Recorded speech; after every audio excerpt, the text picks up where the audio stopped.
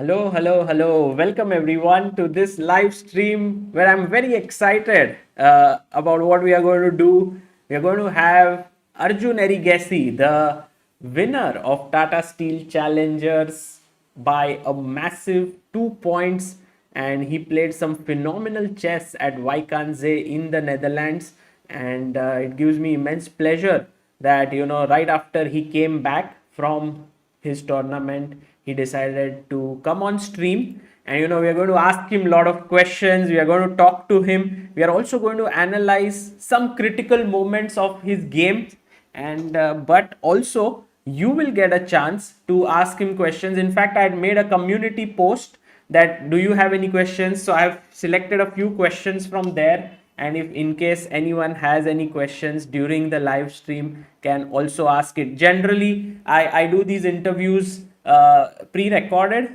but I wanted you guys also to be involved in this stream, and you guys have been following Arjun's performance now and had so many questions for him, so it seemed only fair that I do it live. So without any further delay, let me invite the man of the moment, the one and only Arjun. Hello, Arjun. Hi, how are you? I'm good. It looks like you traveled from Vaikanse and landed in Goa, or maybe some nice I'm still picturesque. in Vacancy. Sorry, I'm still in you're Vacancy. still in Vaikanse. Was Vaikanse so beautiful, like your background? It was so windy. That's why a lot of flights got cancelled on 31st. And in fact, our flight also got cancelled. Oh, your flight got cancelled, Yeah, and we had to book another flight. but you And it are was, back, right? yeah, I'm back. Wow. So, Arjun, Vaikanse, and what an unbelievable run you had over there. Uh, I've listened to your interviews where you said you're very glad, you're very happy. In fact, you also spoke about it at the closing ceremony when all the players were sitting in front of you. But now that it's couple of days into it, how are you feeling, and how is this entire tournament? How do you assess it? How has it changed your chess career? Or I mean, it's a one event, but still, what are your feelings? Yeah, the main thing is before the tournament, I was aiming for what I got, but it actually motivates me a lot, and I do believe in self motivation after this event because I was ambitious and I could accomplish what I wanted. So, You so I you do believe in self motivation now. so what do you mean by self motivation? Like having goals that you yourself have put forth for yourself? Yes. So before this event you decided that you would have 10.5 points, and this was a very nice chat between you and Srinath, Yeah, which in fact I wrote that in my diary also. really. Yeah. So just for all the viewers who might have missed this, this is the chat between Srinath and Arjun, and in that uh, Srinath said that 9 or 10 points out of 13 would be good enough. But Arjun said 10.5. And this is one of the questions that one of our viewers also asked and is on the minds of everyone. How did you decide that 10.5 is something that you wanted to score? I thought 10.5 would give me a good amount of rating, and I was quite sure that 10.5 would also win the championship for me. So, and it's a decent, it's a decent score to have. Decent. I mean, +8.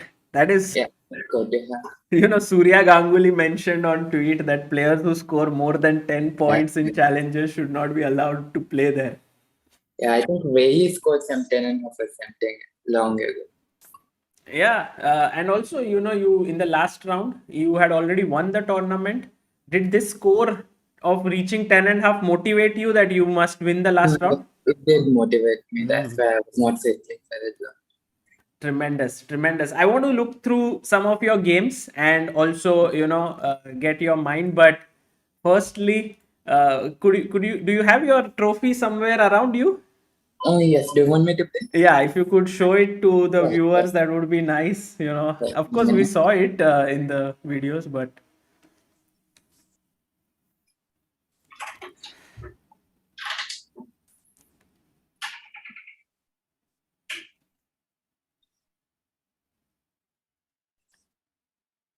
Yes, Rohit B, we'll ask Arjun about his games at Vaikanze, and we'll talk about those games with him.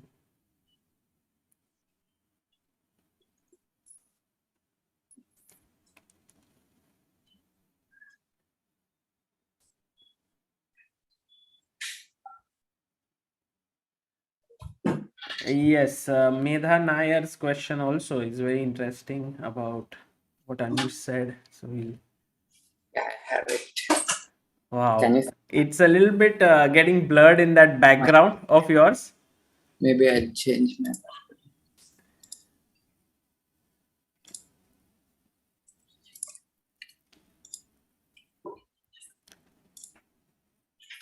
1 second.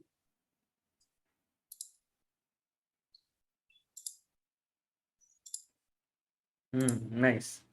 Yeah, Wow. It's very heavy, yeah? it's quite heavy. I think it's around 2 kgs. 2 kgs. I think so. And now you and Magnus have a similar trophy at home. Oh, yes. Also, I and Levon have a similar one. It's like Arjun, your cabinet of trophies is matching with some of the greatest players in the world now. Yeah. How was it basically? This one of the pictures. This was taken by Bharat Singh Chauhan, who was in Vaikan. I think this is the only picture of you and Magnus together, or did they take any? I think this was the only picture, but it was such a nice moment. It was so special. Did you I talk to spoke him? Yeah, I asked if I can take a picture with him. He Ah. replied, of course. And then did you speak anything else? Did you thank him for the words he said? Because it was very nice of Magnus. He Yeah, surely. And he congratulated me. He said I did very well. And it was such a nice moment. Yeah, for sure. And I mean, we were very happy when Magnus, spoke so highly about you, which means that he is following your games. Of course, you played with him also at the World Blitz Championship. And one more picture that, is worth speaking about is with Srinath. And, we had Srinath on Chess Base India. We spoke to him about his role. What would you say? How important was his role in your victory? Yeah, he definitely played a huge role. Like, opening preparation was one of the biggest things in the tournament. And in most of the games, I was getting nice positions out of the opening. I was able to surprise my opponents out of the opening. And he played a big role there. Yeah, absolutely. I think And psychologically, mentally, in other different aspects as well. He helped me. I think overall it's a little bit lonely out there, yeah, in Vaikanse, because this year it was like you have to be quarantined. It's not quarantined, but you have to take your breakfast back in the I just room. have to be in the bubble. Right, it was in the bubble. So having someone with you at all times was nice. Yeah, sure. At first, I was planning to go with my mother. Hmm. Then I decided to go with Rinat. I thought it would be more useful for my chess. Yeah, yeah. So, how was the schedule like in Vaikanse? Like a lot of people wanted to know. Is it all like you prepare a lot during events, or it's you have to conserve your energy? Yeah, I do prepare a lot during events, and on the rest days, I took pretty decent rest, but mainly I was preparing. You're preparing, yeah. So, Yeah. like, would it be like 4 hours, 4 to 5 hours? Maybe little less than that. So every night we discuss about our opponents, which Rinat, Hmm. and he gives me his insights on their weaknesses and strengths, and which opening suits the best against that particular opponent, etc. Then I start checking stuff. Okay. And did it ever happen that he would recommend something and you would be like, next day, no, I don't want to play this? Yeah, it happened against Bjerre, Ah, but so we had to change something just few minutes before the game. But it turned out that he surprised me on move two. we'll look at that game as well. One of the questions was there any prize money for winning the tournament? How much was it? For the tournament, it was 2000 euro. Hmm. And I got a youth man of some award. Yes. I got 500 euros for So that. totally 2,500 euros. Yeah, and there is appearance fee apart from that. And also you get to play in the Masters next Yeah, year. that's the So main thing. that is very important thing. How would you say is that it's a year away, but Mhm. do you already think about it, the Masters event? Okay, it will be a good experience. Is all I think about it right now. Right now, not much because the entire year is still left and you don't know how things will pan out. Yeah, and there would be a lot of other events as well. So Okay, for sure. So let's go and check a few games, Arjun. Shall we do that? yeah, sure. Okay, and guys, you can. Okay, one question that Medha Nair asks is Anish had mentioned in his commentary that B group players were walking into your prep, and the top players in Masters may not do that. So, what do you think about it? Yeah, that is true. But I think I play at a decent level, so I can match them in terms of just pure strength as well. So I have that confidence. It's not We'll, only about opening prep, yeah, like then later also you can match them. yeah, that's what I believe. Very nice. Okay, let's go here. And the first round, Arjun, you were playing against Lucas Van Forest. And we can, in between ask a few questions to the viewers so that they can take part in this. It was London system, you were white. And the key moment, I would say, reached here. Something went wrong in the opening. Yeah, you landed in a very difficult position. Yeah, so actually the thing is, it was uncertain whether Lucas would be able to make it to the tournament or not. So if he were not to make it, then Beers and Thomas would have been his replacement. So it was uncertain until that morning. So we thought London system is something that we can play against any opponent. Yeah. So we went ahead with it. So Check. it was not a specific preparation for the opponent, it was more like a general one. Yes, because there was this uncertainty if he would be my opponent or Beers. At this point, if Lucas would have played his bishop back to h7, were you Yeah, worried that you were in a difficult situation? I think I was in a huge trouble and I was hoping that he would not do this. Hmm. But also after bishop f6, my position wasn't really pleasant either. Yes, but then you were able to, get Yeah, after these. knight e4, I was kind of relieved. I Hmm. think bishop h1 here also gives him a pretty good advantage. He should have gone back. I think so. Oh, what did he miscalculate? Because you took, and I think he must have missed this move, knight d7. Possible. Also, I think he underestimated the move bishop h7. Okay. It doesn't seem like a very powerful move at first, but you just preserve the bishop pair and later try to win the c3 and a5 pawns. Yeah, if you win these weakened pawns, Yeah, then what is, and also you cannot take on b5 because of bishop. yeah, the Sorry, bishop, first take on e5 and then check. right. So I think I was in huge trouble. Was there like initial nerves, like because it's a tournament where there are just how many players? I think 28 players, and in one hall, Magnus is there, and I mean, was it different? It was different, but I wouldn't say this affected my play. I think I just didn't play so well in Okay. general. So 97, he went back, bishop e5. I think from this point onwards, you were okay.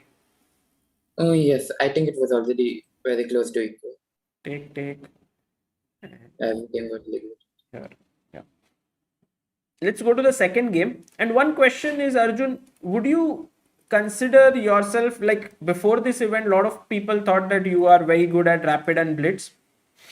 But with this tournament, you showed that in classical chess also, you are very, very strong. So what would you consider yourself as a better player in which format? Yeah. I think I'm better at rapid and blitz, but also I'm decent at classical.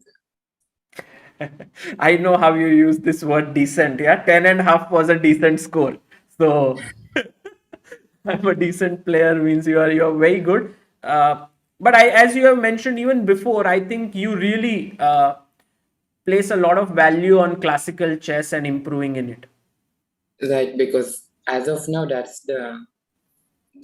should be the top priority for any professional. Right. Okay. So this one was against Max Warmerdam, and this was reached here in the position. Were you in your preparation at this point? Oh yes, I was in my prep until this point. Queen D1 was the main move. Yes. So this was this line of the Catalan with B5 and Yeah, Rook it's getting C8 popular recently, and instead of bishop takes c5, bishop a6 is the main move. here. Yeah, here bishop a6. Bishop c5 is relatively fairly not so much known, but it's getting popular nowadays. Mhm.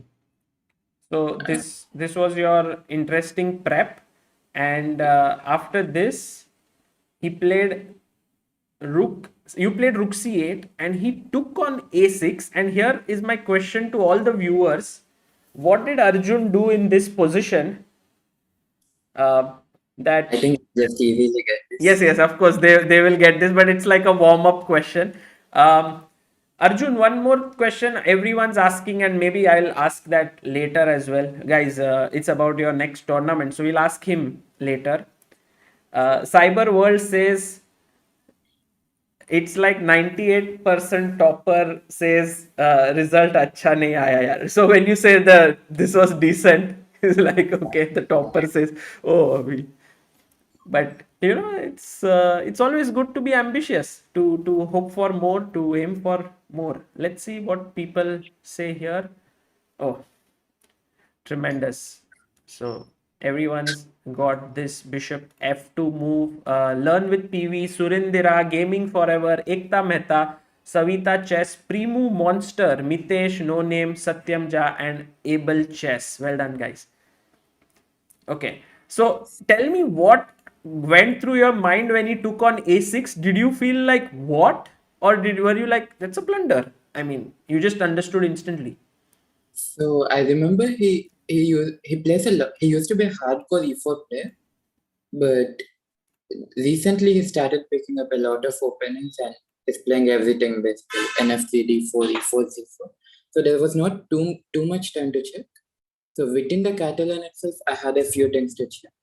So I briefly went through this line, and I remembered that after Rook C8, Queen D1 is the only move forward. Everything else gets worse. Hmm. But when I played Rook C8, I was thinking to myself, why not Rook A6? Hmm. And I mean, I saw Bishop F2 Rook C2, but it didn't seem convincing at first because BA7 and pawn on A7 looks quite dangerous. But the thing is, after knight b6, I just stopped the pawn with my knight, and his c1 bishop is getting trapped. His knight on d2 is pinned, and knight on b1 doesn't get out. And also, rook on a6 is vulnerable in some variations. So are you saying that he actually consciously made this choice of rook takes a6? That he Yeah, assessed this resulting position with ba7 as better for him? he did not miss. He did not miss bishop takes f2 for sure. Oh, really? And he told me after the game that in this line he checked some variation where white sacrifices his queen for g pieces. Okay. So he mistook that for this. The engines give +4 advantage to black nearly. And Yeah, maybe that seems a bit too much, right? Or what do you think? uh, I think it is fair because after knight b6, white's position is just collapsing. Yeah, knight b6. And actually, you converted this very nice. This queen c8 is a cool move because Yeah, it's a double attack here and also here. And he took check and then you won back the material. Fantastic. So that was a good win. I think one win really sets the tone, yeah, for the event. in fact, in this game I had to do absolutely nothing. It was all prep, and only knight b6 I had to find out. Right, right. And it was unfortunate for him that he had half knowledge, which led to this. It happens. It happens in this age of like over information, like so many things. You kind of forget some lines. Yeah, Yeah. maybe when you forget, it's better to try and think OTV. Right. So next game you were playing against Daniel Dardha, another talented youngster, and you were white, and we reached this position, and something interesting happened. You went knight d5, he went back, and then you came back. Yeah, so the thing is, I didn't feel Queen E7 is the right move to make when he first made it. I thought I would go knight d5, bishop d5, e d5. I did consider Queen d8, but I thought it would be. I didn't think he would just play Queen e7 and go back to d8 with the queen on the next move. So I didn't take Queen d8 so seriously. But when he actually played, I couldn't see anything better than playing knight c3. And if he played Queen e7, then I would have changed with some Rook fd1 or You h3. wouldn't, of course, you wouldn't have gone for repetition. You would have. Yeah, I think with white it doesn't make much sense. And then, Arjun, one of the things that I have seen is that we reach this position that you sometimes take certain decisions which are positionally so anti-intuitive. Like for example, you went knight e2, allowing b5, which is generally what white is trying to stop all the time. Right. And for not. Yeah, Go on. So for a long time in this game, he was trying for b5. And I think he never got a chance to play it. But here I thought it's time for some kingside attack. And my pieces are all looking towards his king. And he didn't have too much time on the clock either. So you went for a practical choice based on his time as well here. Yes. So I thought I have already two pieces looking at his king. And if the knight joins, it will be three pieces. And the c1 rook and the queen on d2 have the potential to join that too. Okay. Now the question here is that after knight g3, okay, fine. Here you are even taking back, and when I see such a pawn, I feel like, oh, I don't want such an isolated pawn on an open file. Yes, but the thing is, he just cannot exploit it for now. And I always have bishop e2 if I want to back. It is one of those very big abilities that you can actually overlook sometimes. Some players have this block in their head, creates a weakness, they don't want to try and do that. And I think you are much more flexible there. Yeah, here actually, objectively, it's not the best idea, but practically, I think it worked out pretty. Yeah, and it worked out fantastically. Now rook c3, so you are building up pressure. Maybe the rook will later swing over this side. Yeah. Then he went here, and this was you jumped in with your knight. And what were your calculations here? Do you think that black can defend successfully? Yeah, I thought his only moves are knight e8 and knight fg8. Going back. Yeah, so knight fg8, I was intending knight takes h5. Knight fg8, yeah. Knight h5, gh5, queen g5. Threatening mate. Yeah, so in case of bishop f5, I have ef5.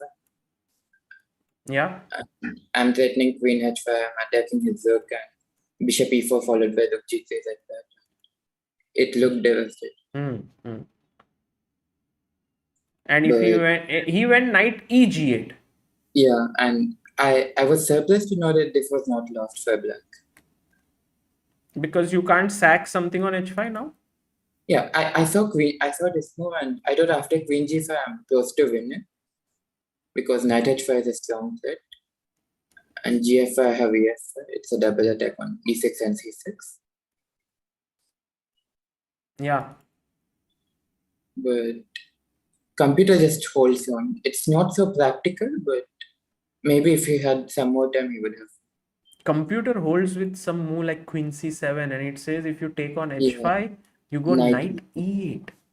Yeah, this looks pathetic at first. But I think the point is both my knights are under attack and my c4 pawn is weak. So yes. He's threatening some f6. That weakness of c4 pawn will haunt you if he can find some brilliant defensive moves. Yeah, but I think I'm pretty confident that I would have still won this position. True. Because although computer holds it, it looks terrible for black. Correct. Absolutely. And well, in the game, he just took on f5, ef, and now the rook is attacked, and there is pressure here, so he went back. Yeah, And and I was really proud of this. yeah, let's ask the people because this is a tough one here, and you are also proud of it. So, guys, what did Arjun play here with white? And Arjun, we have a question from Siddhant Kumar who says, uh, "Is your collaboration with Rustam Kazimjanov still ongoing?" Oh yes, we still do work together, and he texted me a few days ago that I surpassed him by 1 year. Yes, I saw he. You are now world number 80, and Yeah. he's 81, right? Or His 82? yellow is physics finance, so maybe around Ah, 82. you surpassed him by 1 elo point. Yes. Did you didn't work with him during the event? Yes. Not during the event, but when I'm at home, I usually work it. Very nice. Okay, let's see. This time, I think people are not going to get this one. Because yes, they are still in this aggressive mode of sacrificing on h5, but Yeah. there is one or two people I think who have got one person, Vishal Pange. Well done, Vishal. So Arjun, explain to us your thought process because people want to sack on h5 here. Yes, so at the moment, I think I have limited material to make a sacrifice work, and his queen is looking around the 7th rank. So he has some. Let's say I take every bishop h5, gh5, knight h5, Yeah. and for example, knight e8, rook g3, f6, queen g6, king h8, and Queen g8 also, yeah, here. sorry. Okay, sorry, I'm mixing some. Yeah. Okay, maybe instead of knight e8, just knight takes h5, queen h5, king d6. Wow, this is not mate, yeah. I guess rook g3, king f8, queen h7, knight f6. And if I go queen h8, instead he has king e7. Instead of queen h7, if you go queen h8, Yeah. then king e7. So somehow, I mean, it's interesting, yeah. What they were suggesting is not total. I mean, you might have thought of it. Yeah, I think I considered it during the game, surely, but I just didn't think it's enough. Yes, and so this move is not easy because you're putting the bishop right in front of the knight, and sometimes you don't think of such moves. Yeah, so initially I wanted to play knight e4. So takes, and now g6 is under attack. Right. Knight e7 is the only way to defend it. Now I can take on g6 and take on h5. Then rook g3 and it's just crashing. Right. But with knight e4, the problem is he has queen e7 and he's in time to defend it. Should still be better, but he's holding on. Right. So this position black could have defended, but once you play bishop e4, it's kind of forced to take it because g6 is under pressure and he can't save it. So he took, and you took back. And my threat is to simply go rook g3. Also d6 is under attack. Right. So queen e7 looked very natural here. Very natural, yes. And now, like, this move is amazing because I think you have to see this when you go bishop e4. Oh yes, I saw this, but I also had fg6 rook g3. So it was winning in either case. Yes, but in a way you have to kind of, you have to exchange the queens, and that you have to be sure. Yeah. Yeah, because the thing is, wherever his king goes, there is a fork between his king and the d8, and I will win an exchange. So let's suppose I go here after exchange. If you play something like this, then maybe just rook d5 with the idea of c5 is good. Acha, you'll just go slow because nothing can move really. It's just very passive. d6 is such a big weakness. But your plan is better because now he can't go queen g7 and this pawn is hanging, so he must take the queen. Yeah. Take here, and now if he takes with the pawn, there is knight e6. So he took here, he played this, but already Yeah, beautiful finish. Legit was a great finish. And you won. Very nice. It's a very cool move. Um, let's go to the next game. And yeah, Jayant S asks how important is it for a chess player to have a good trainer, like It at your level? definitely makes a big difference Makes a good. because during the tournaments and at home, both. Ah, Because getting the insights of a player of Rustem's caliber is surely helpful, and that definitely helps me improve my game. And also, working with Rinat during the tournament helped me a lot. I did not have to work so as much as I usually do if I'm on.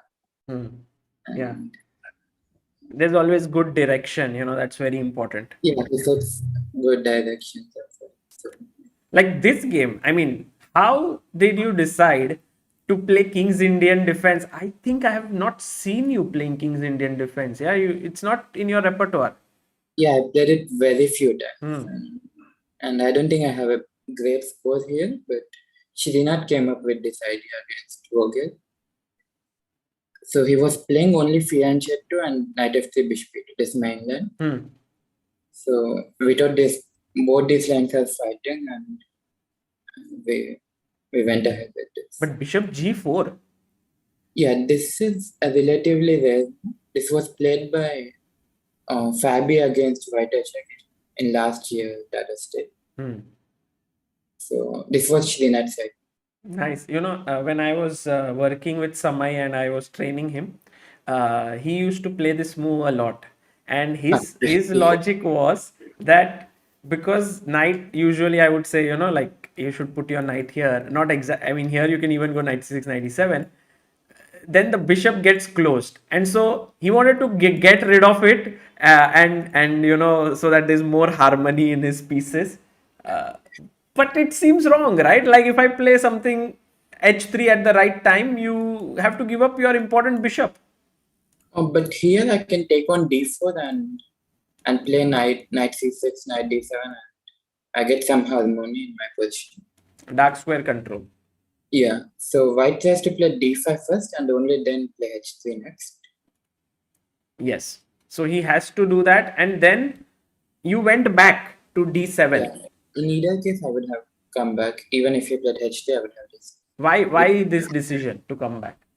Because I think the bishop is important here. In every King's Indian game, the left foot bishop is important, and so I get my knight to c4 and try to play king h8, knight g8, f5, or something like this is the plan. Okay. Yeah, but it's not all that simple. And I think he did play pretty well until a point. Yes, he played well, and my question was, like he went here, and if I was thinking here, f4 seemed very surprising to me because generally white would try to play a3 b4 plan, so f3 makes a lot of sense. Right, but I think f4 was strong here in this particular position. Usually it's a bad strategic move, but here it works well because my knights just cannot get to e4. You would love to get your knights on this square, but this square is covered, so you can't go there.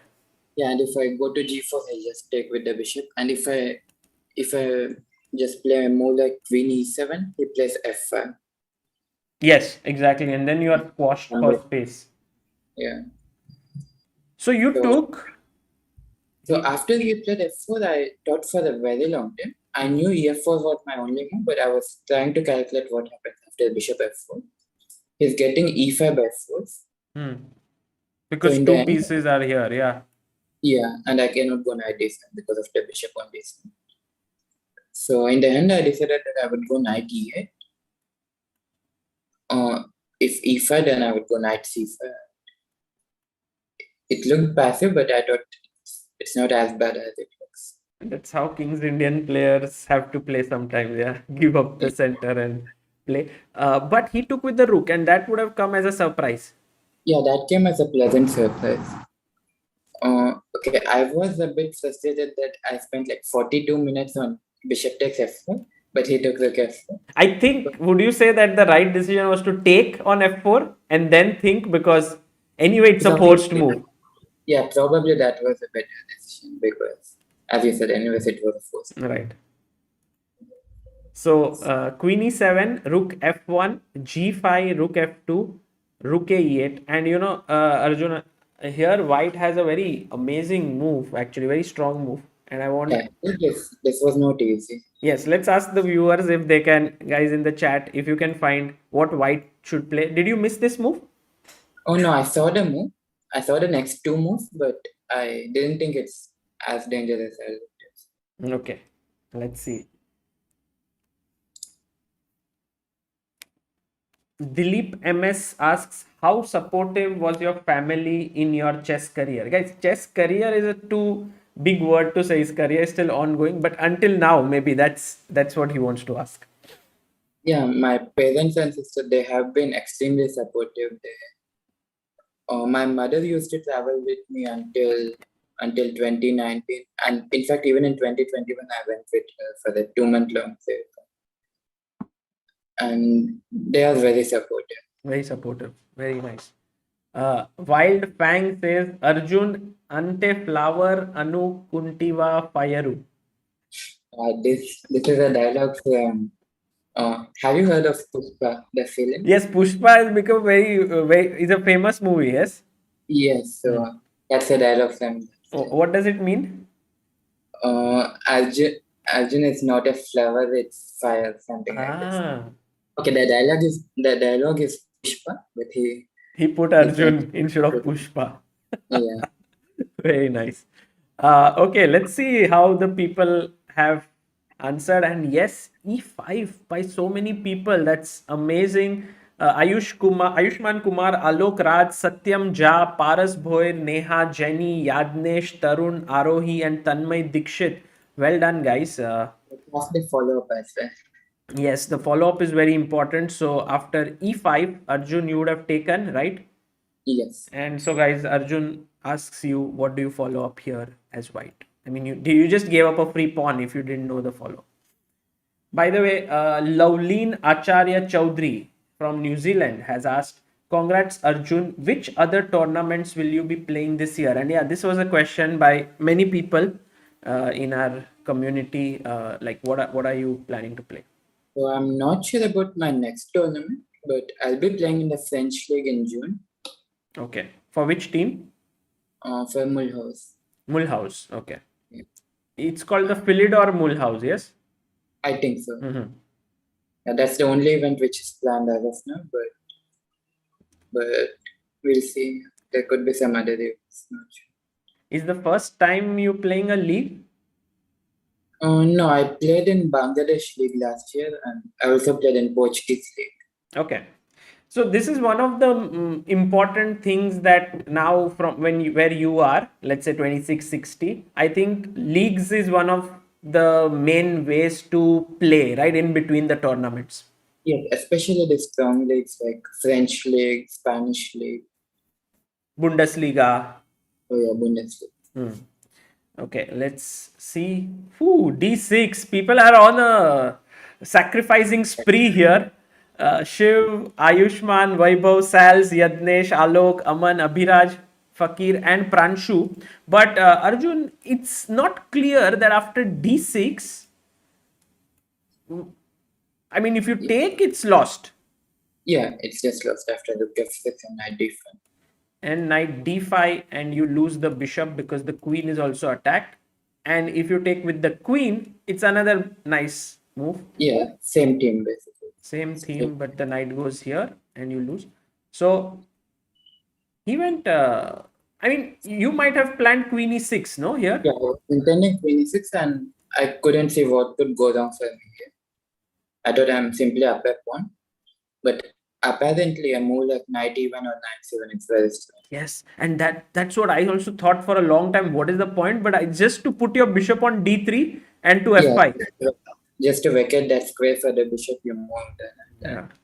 Tough move. I think it's not easy for humans to see it. Yeah, surely. Yeah. It took me a while to understand the point. Do you think like it's just a hypothetical question, but do you think like someone like Magnus can see such ideas or some strong Yeah, I 27? think someone at that level is very much capable of saying such ideas, especially someone like Marcus. So I what? think his Sorry. intuition would just tell him to play e5 and then see. It's into yes, exactly, his intuition. So when I saw this position, I felt something is wrong, and then I checked the engine and it said e5. So I would assume that Magnus would see that e5 here, but then he would make this also work, which is actually the very difficult part. Yes, I think most people would just stop it after queen e6. But I think for the player of Magnus's level, his intuition would just tell him to try and make this variation work. Nice. So, what would you say like when you see these players playing, and a lot of people were saying that Arjun's performance is about 2800. What would you say is the things that you have to work on now for reaching that stage 2700 plus and so on? I think I have to improve as a player in general. So my opening, middle game, and everything, and especially I would like to work on my openings. It has become better, but I think I can still improve. Would you say that openings become more and more important as you keep climbing up the ladder? Because I rarely see anyone at this level saying, I need to brush up on my end games or work on my tactics. Yeah, the thing is, you should have some solid reporter with black, as well as some aggressive openings when it's required. So, Okay. so I think I have to work on that. Right. And talking about these tactics and all, would you spend time working on that, or now it's just a part of your uh, I just do some puzzle rush before every game. okay. And at home, I don't really do anything for calculation. That thing you have done when you were reaching GM title and so on. Mm, I would say so. Very interesting. Okay. So this game, he had this chance, but once he went bishop f3, you were able to kind of stabilize. Oh, yes, and now it's very pleasant. My bishop comes to g6 and my knight can go to c5 or b4. So he had to become desperate, which he did. Yes, but now the point is that he cannot take ed6 because e3 hangs. Yeah. And so he went rook f5, and very surprising decision by him.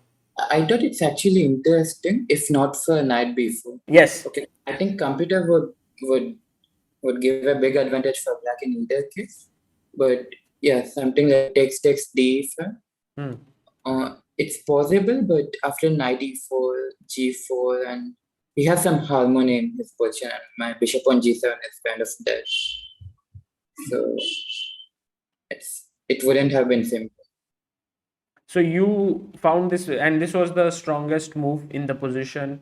If he Yeah, takes, you take back, and if he moves his rook back, then d3 is hanging. So it was yeah, kind of basically over. eliminate that knight from protecting the e5 pawn, and he can do nothing much. Right. And then you took and took on e5, and you went on to win. So this was 3.5 out of 4, and it was, I guess, the first rest day now, right? After 4 rounds. Yes.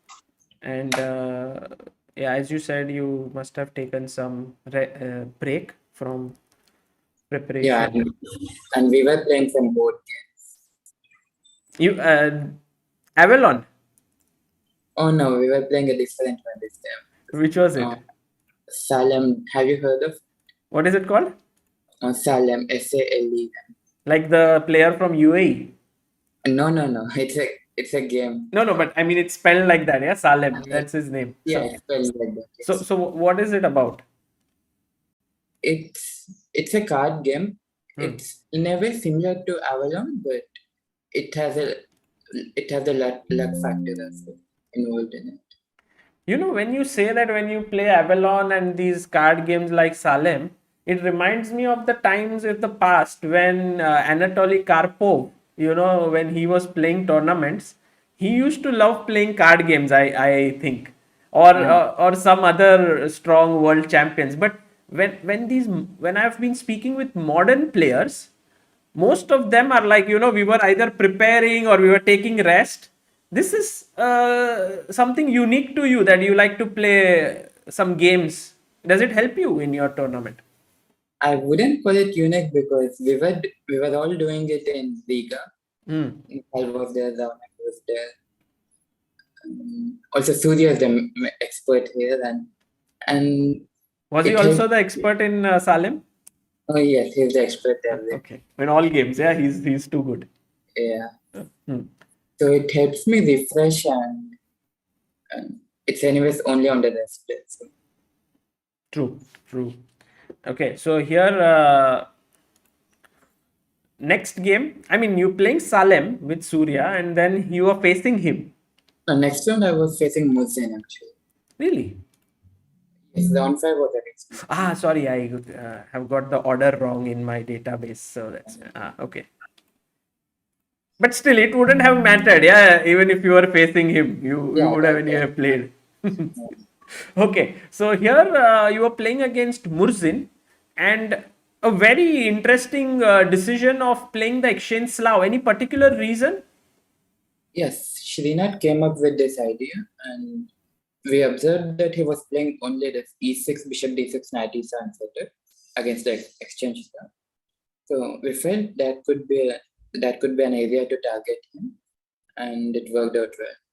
Yeah, I mean, when you play e6, you already start feeling that white has a small edge, right? Because the bishop on c8 is closed.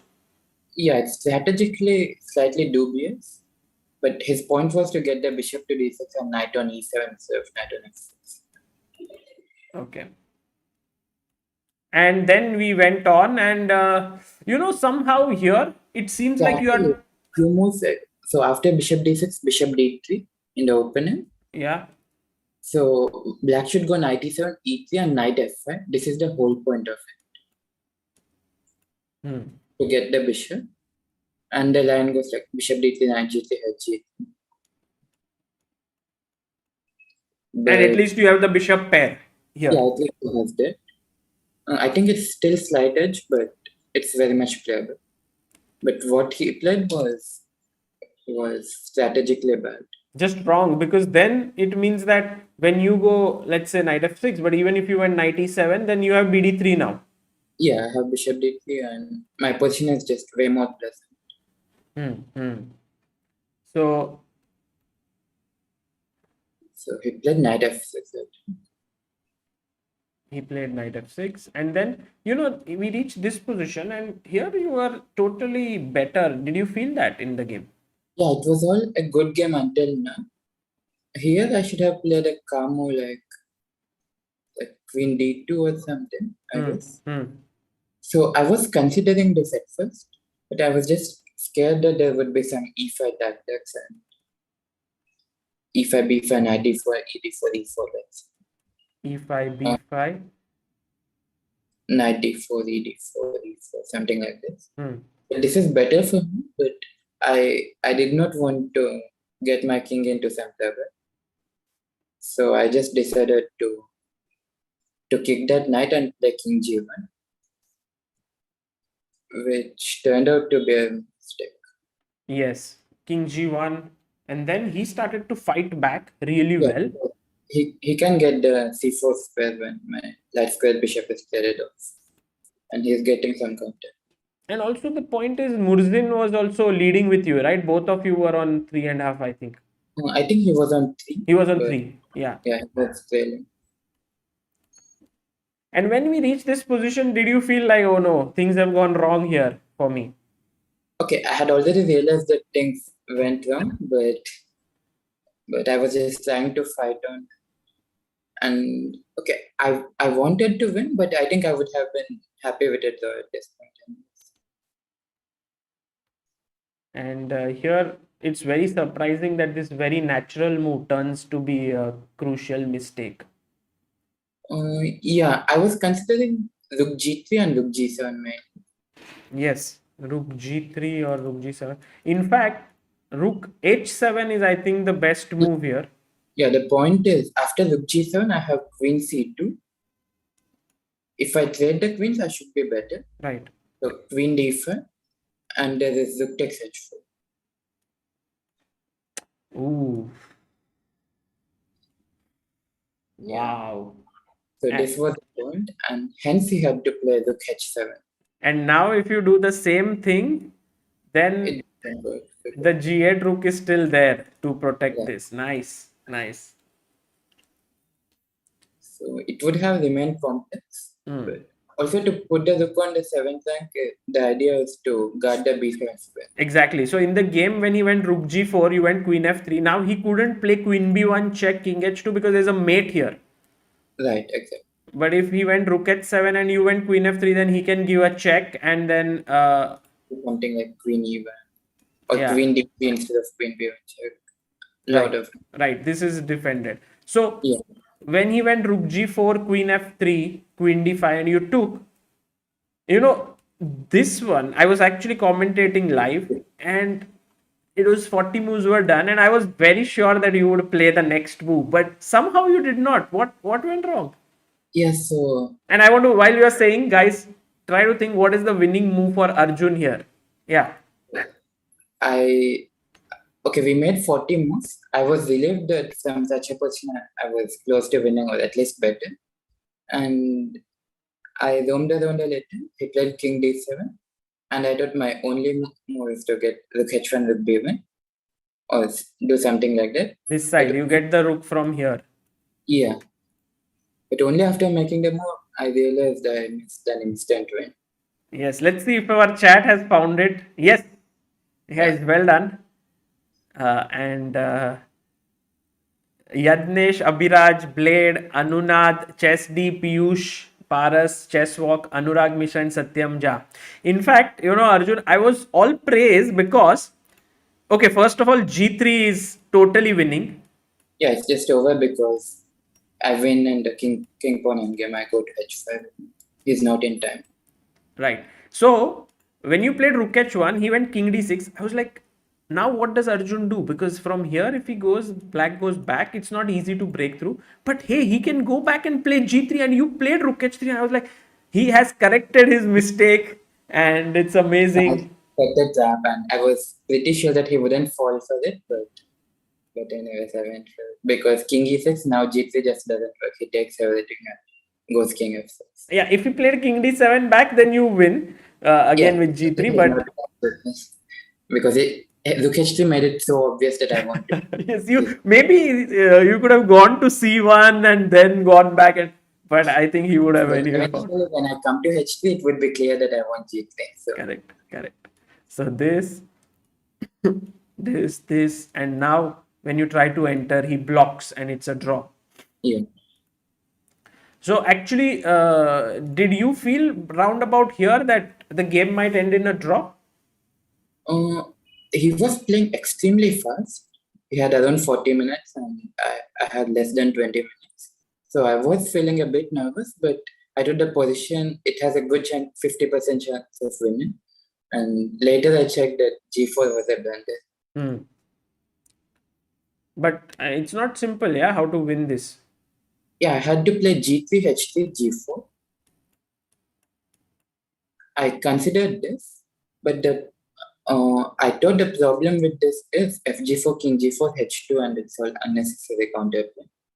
But I just come back to g3 and take on h2. It's winning, but But I he can do this, no? still look h2, I guess. Look e3, king g4. Okay. Look h7 and look a7. Hmm. So when you went G4 directly, what changed? Yeah, I missed this move, look Oh, g6 check. total. So the point is, I calculated rook takes a6 instead of rook g6. Hmm. So now rook h4, rook e6, rook h7 check, king d6, king f3, and And he I just loses.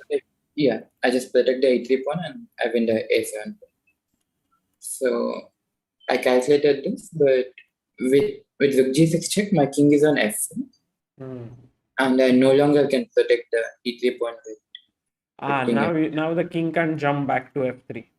Yeah. Very deep. Actually, these intermediate checks are sometimes the toughest Yeah. moves. And I thought it's going to be a draw. If I play rook h3 instead of rook h7 check, Mhm. he plays a5, king g5 with the idea of f1. Now he plays a4, f5, and he has rook a6. Rook behind the pawn. He has good counter. Yeah, maybe you just go back and this is. Or maybe king to e8 because now f6, king d6 could later. Yeah, there's no mate with this Yeah. coming. Right. So a8, king g6, 8.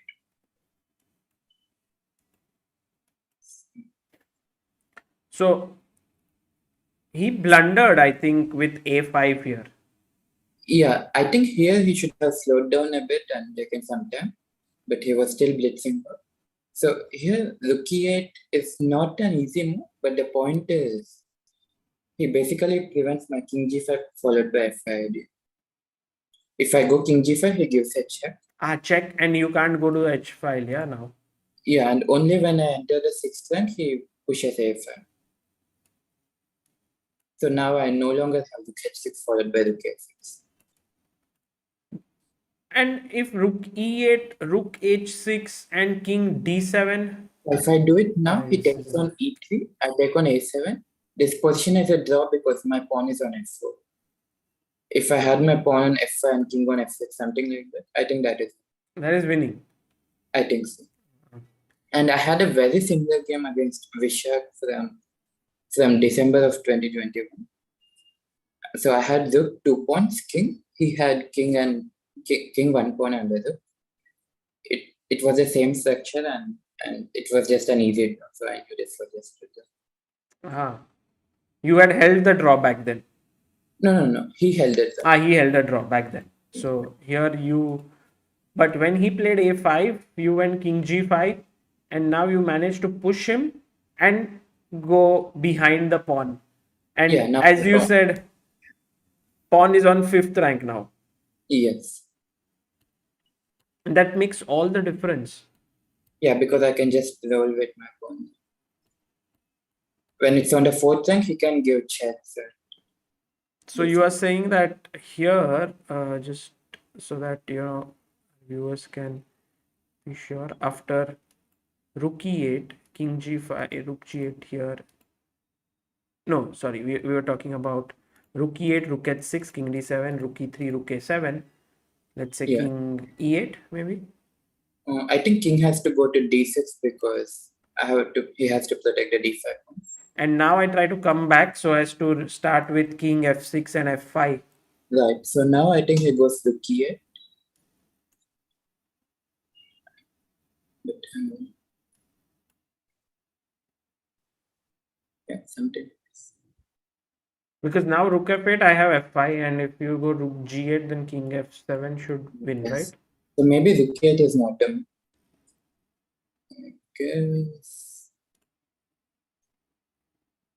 Very tricky. Maybe this move, but then king g5. Yeah. Or king e7 maybe, no? King e7, yeah. Stopping king f6. And if king here, then check again. Yes. Oh.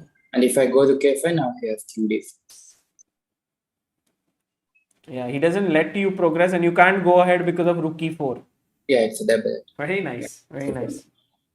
So now we understand this endgame slightly better. And check, rook here. And now you manage to win this once the pawn is pushed. Yes. And he was very resilient throughout the game. Yeah, he's very talented, and I think he will also go on to become a very good player in future. Yeah, sometimes he makes some crazy mistakes, but if not for that, he can be very much stronger than his current strength. Yeah. Rohit B had asked, which one is your favorite game from this tournament? I liked my game against Dardha. Against? Dardha, the third game. The attack which you played. Yeah, Dardha. Usually I don't attack too much, so I'm happy about that. And also last round, game was not particularly impressive, but considering the situation, I Yes. was glad that I still played and won the game. The game was like Magnus style, equal, equal, equal, and then in the end you converted it to a Could win. say so, but he could have defended it much better and he could force. Okay, not exactly force, but he could make it though if he did a bit better. Right. Vivek Singh Parmar asks, how do you remain calm and not over enthusiastic after winning? I don't know that just comes naturally. That's you. That is Arjun. He wins any tournament. He's always very calm. That I guess Yes. it's from childhood. Yes, it is. Although when I lose a game, I have the tendency to tilt a lot. This happened in Poland. I scored half out of the last 4 games. But when I see you even losing, I don't see you like terribly depressed or too expressive. You Yeah, just yes, but I try I try to ambitiously hit back in the next game, which sometimes backfires. I think I should try to calm down a bit. yes. There was some tournament where Anand had lost 2 games back to back, and then I was thinking like he'll come back and he'll try to beat, and then he took a very calm draw in the next round, and I was so surprised at that point. But then he got back in the flow and started winning next few games. Yeah, I think it's a very wise decision. It comes with experience. Yeah. And your game with Surya, the All Indian clash here. Also, I mean, this opening which was played, inspired by something like generally. I mean, it's a So very concrete line. basic, usually he plays queen knight f6 instead of bishop c5. Hmm. So we prepared knight g5. Wow, that would have been so much fun to see. Yeah.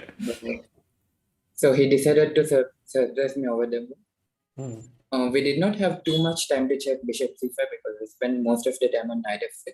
But we had a little idea. And And the main move is bishop g4, but he went yes, f6. yeah, it seems like he thought I messed up with the move order and he wanted to equalize it on the spot. He somehow thought castle was the move instead of bishop e3. Ah, okay. It was just a blackout move. So when he thought that here, but bishop e3 is the main line. Yeah, he actually knew this line with bishop g4, h3, bishop h5, queen c2. We checked it after the game. Hmm. And yeah, it's a complex crazy line, but Yeah, it's very and many top games here. But when he yeah, played f6, you took, and this is still quite a playable position for black.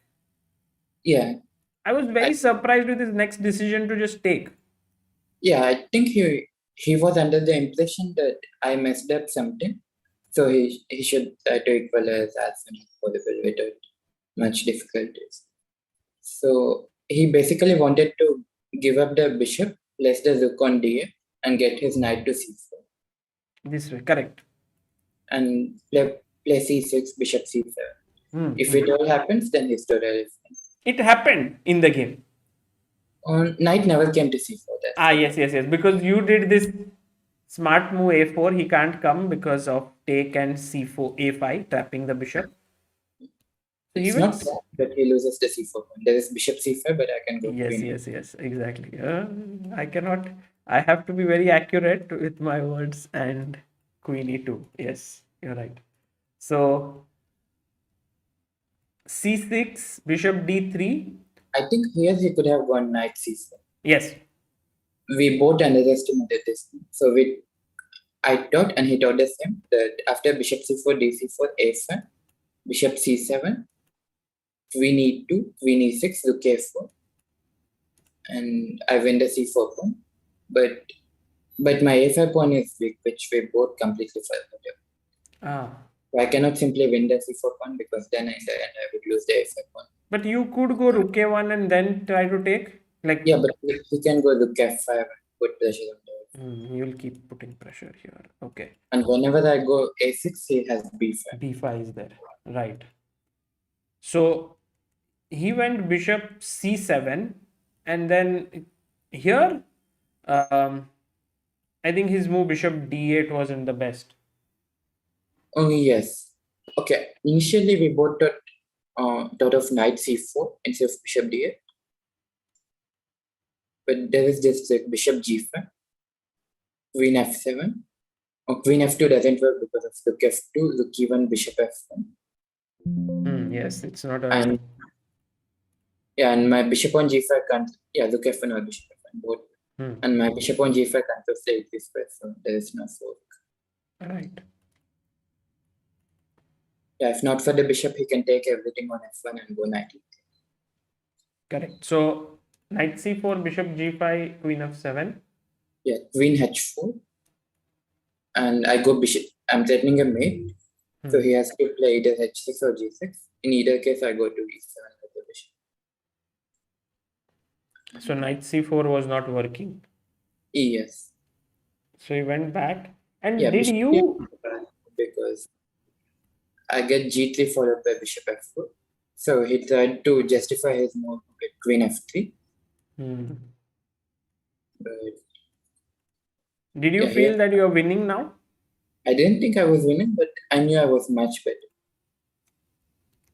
But what accuracy, Arjun, here from this point onwards, you just didn't put a foot wrong. Bishop f4, bishop d7. Part of his move, bishop d7. So initially I was considering bishop e6. Yes. King h7, bishop d6. So I win an exchange. But the thing is, after knight c4, bishop f8, rook f8, he has excellent competition. Because knight d2 is at threat, bishop a5 is at threat. And all my dark squares are weak. So I judged this properly and I instead went for bishop d7. Beautiful, beautiful. This is really high class chess. And also he has no time for this because of check, and somehow he loses. Yeah.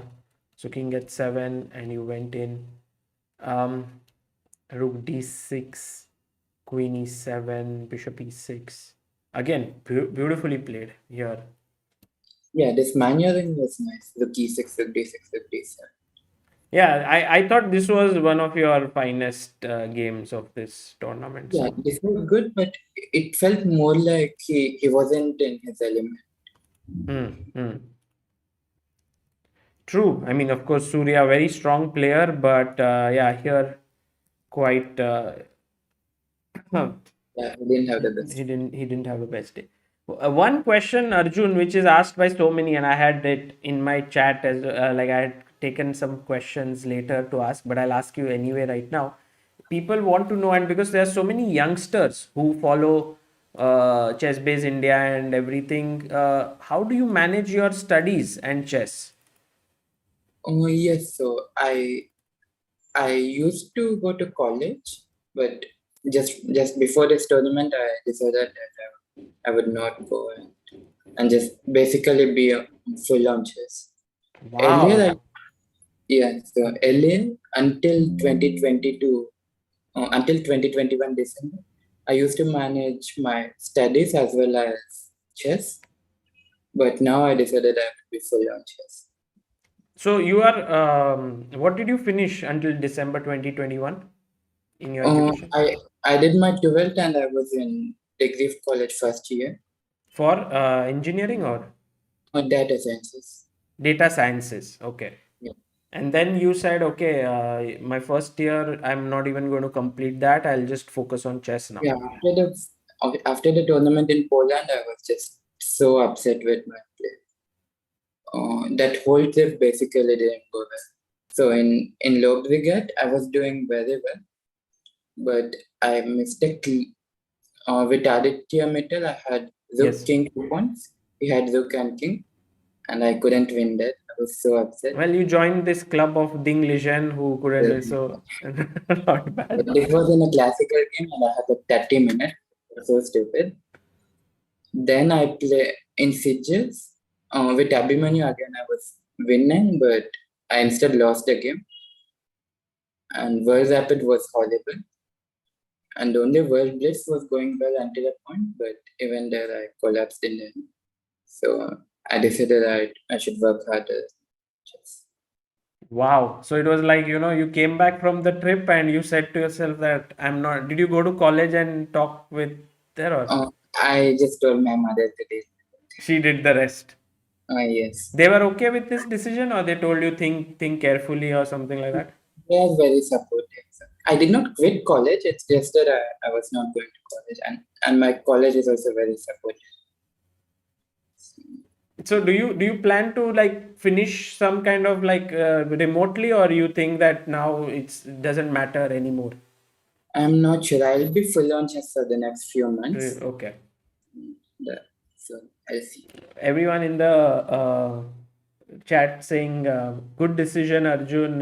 What clarity, dedication, and so on. So yeah, it's inspiring that you have taken such a bold step. And I think sometimes a bad result can motivate you to take certain decisions, which then brings better result. Yeah, Very interesting. I'm glad that White went People who have been following you think that the last few months, starting from Lindores Abbey Blitz, or maybe even something before that, then Tata Steel, Chess India, then this, also World Blitz to some extent, and they think that everything was going really well, in your chess career. But clearly, it shows that these two events in Spain really affected you. Yes, okay. The tournaments were after all decent, but I was fumbling in critical moments. So yeah, I just thought I should work harder. And also, I had a bad time in Armenia. I lost a lot of weight. Right. In October, my live rating was 2642. I played two tournaments in Armenia and both went bad. I dropped to some 2626 or something. Then came Lindo's habit. Right.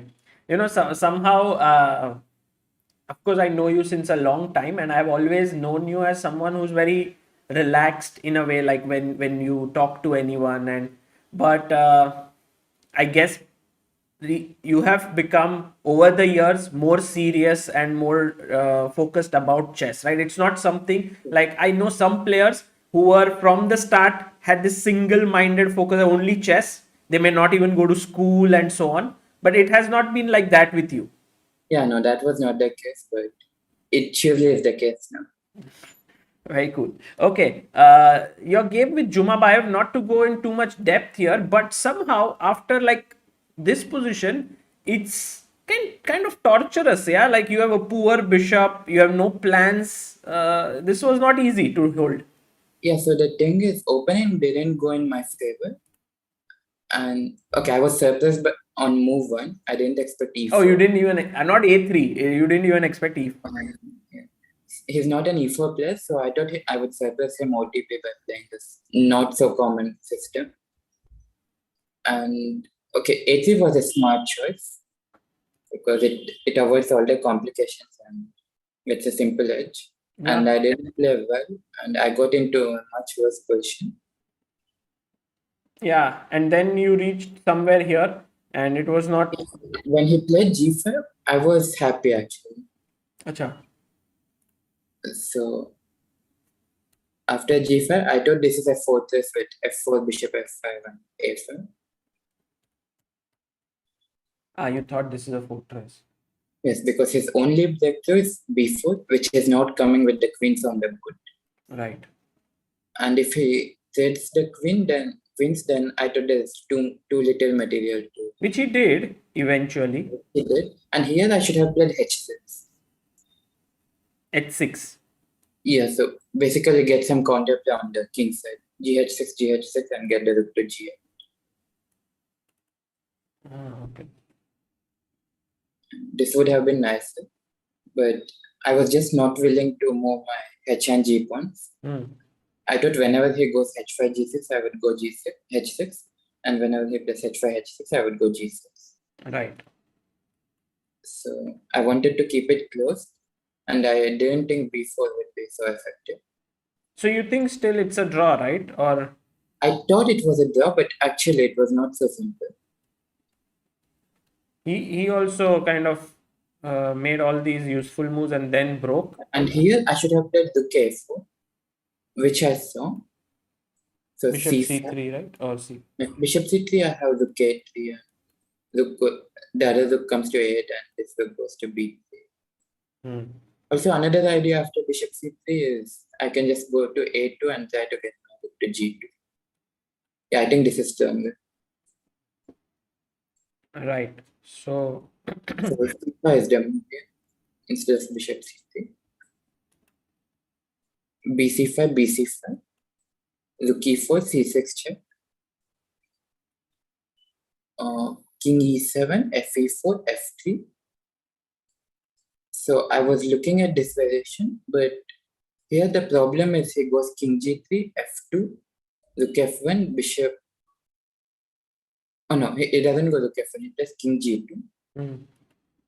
And he just gets his rook to the king. And this is good winning chances, yeah, for him. For him, because c6 pawn is very strong. Hmm. But what I missed was instead of king e7, I could go king d8.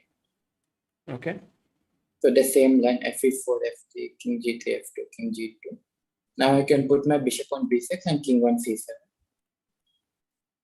And he has no breakthrough. And my pawn on f2 is strong. This, oh, okay, very nice. So king on c7 cements everything.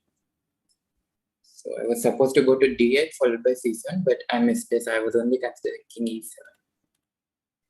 And here it doesn't work because after f2, king g2, bishop b6, Maybe something. he can go rook a1 and king f1. And Yeah, perhaps. And now king d8 is okay. there is rook a8.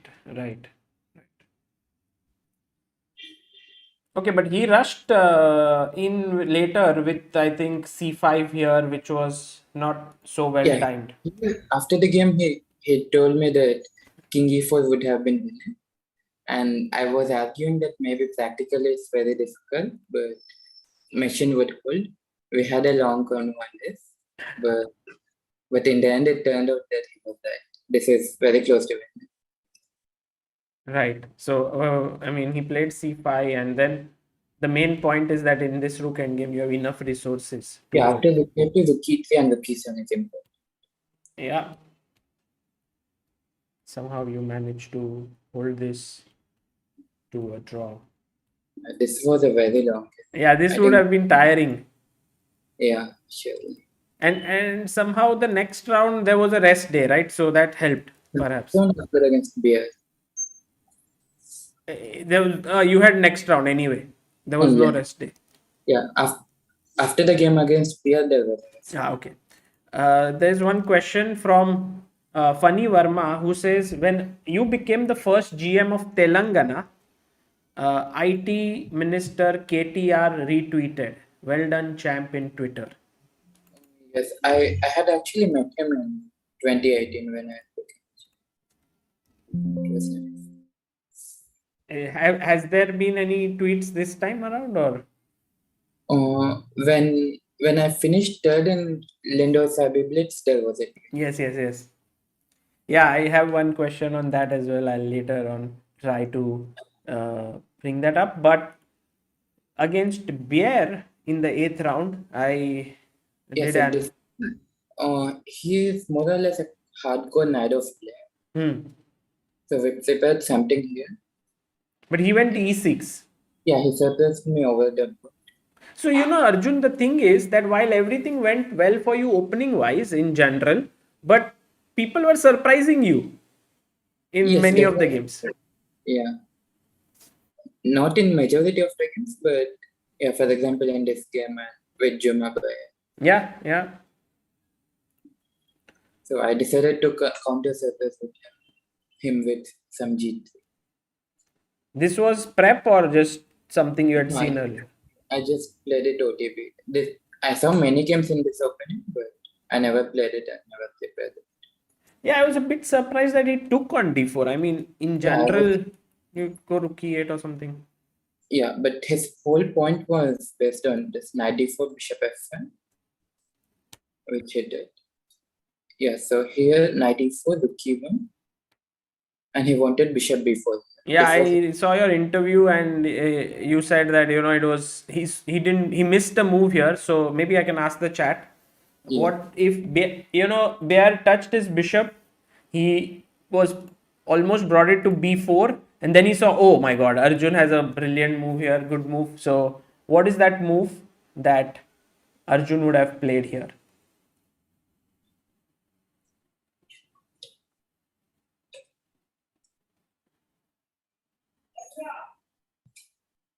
Vivek Singh Parmar says that collapse of World Blitz at that stage of the tournament haunted me also, as I was hoping Arjun would win. Yeah.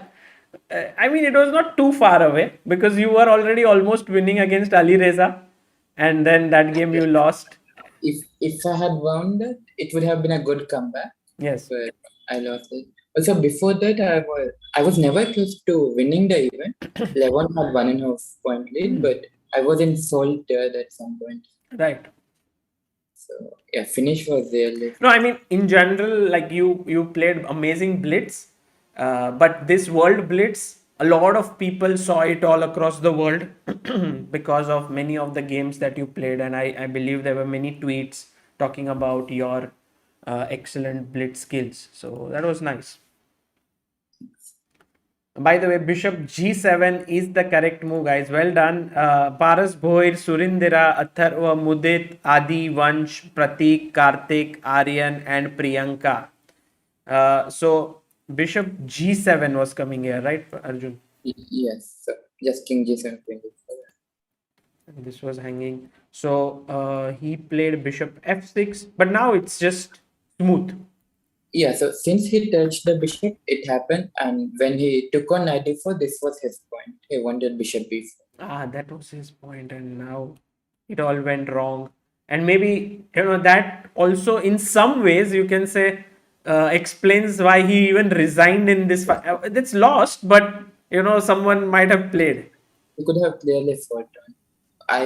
I spent 10 minutes to play bishop b3, calculating some bishop g4. Hmm. But I was surprised to see that he resigned here, but I can understand he was just psychologically down after making such a silly mistake. Right, right. So a nice win against Bjerre there, and then rest day. Yeah. And then we move to the next. One question which people are asking is, do you have a permanent sponsor? Oh no, I don't have a sponsor as of. Really? No. No sponsor right now? It's just my father's.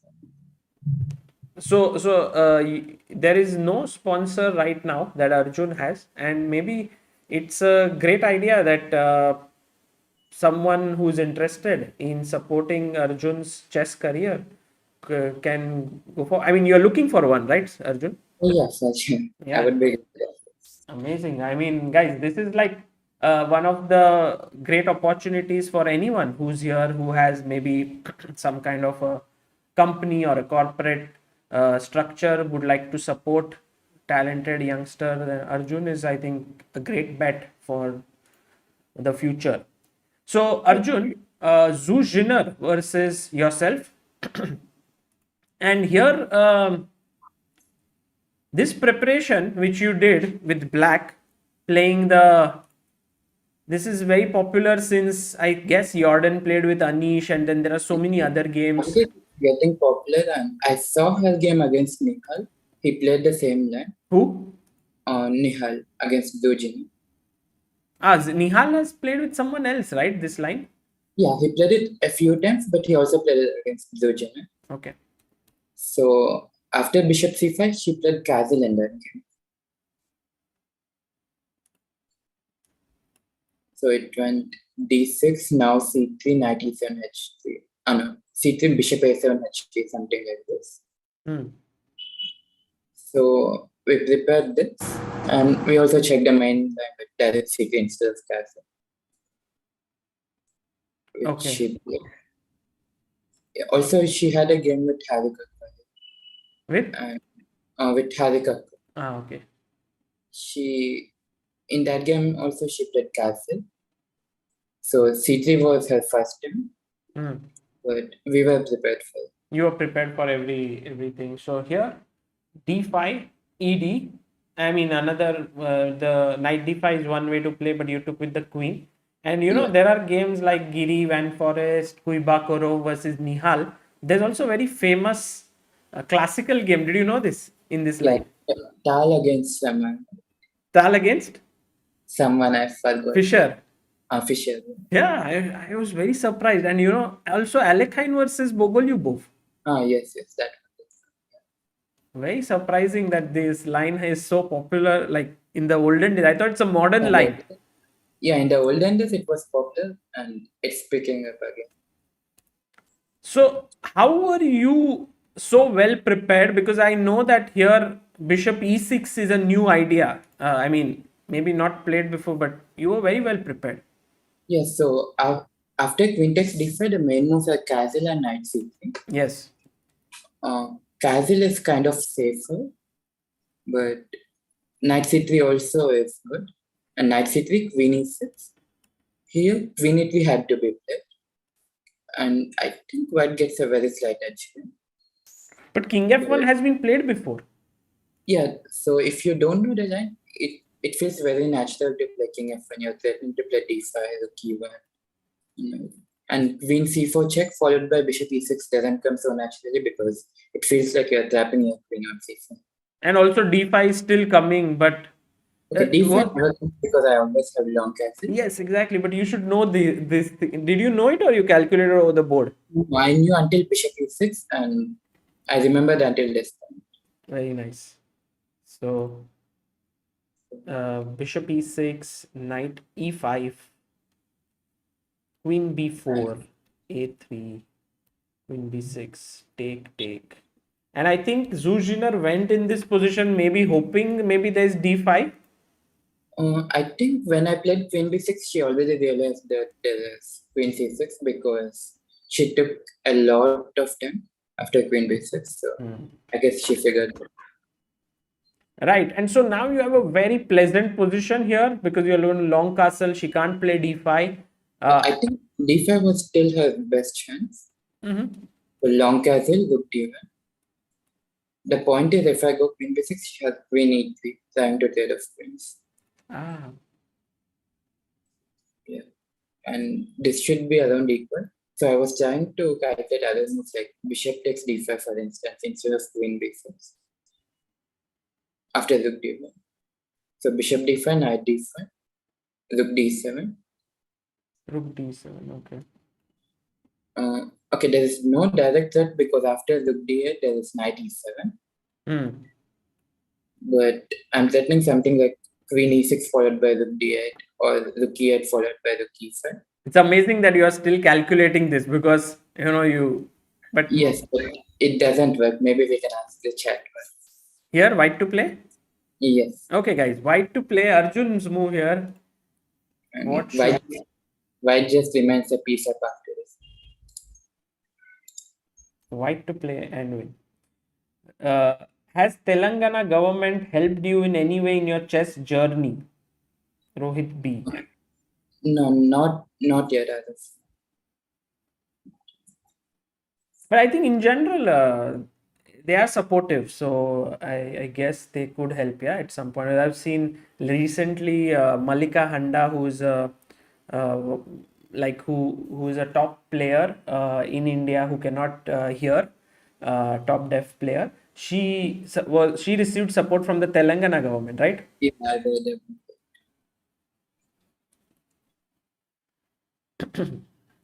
Okay, guys, let's see if you maybe too soon, yeah, to make this move, or is it winning? I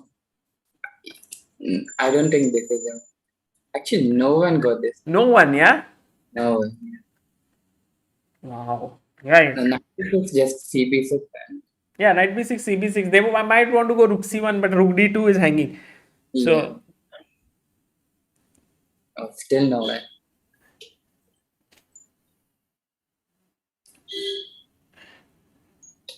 guys, it's white to play. So, not black's move.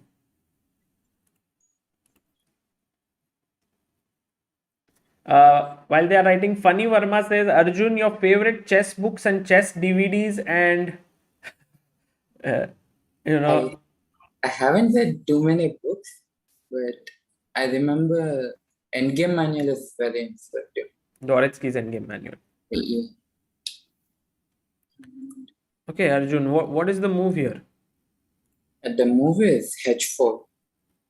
Oh, nice, nice. Wow. Yeah, basically, I got my it now. Point. Like if you go rook d8, there's 97, right? is that. And So if you go king b8 now, trying to go rook d8, then rook h3, right?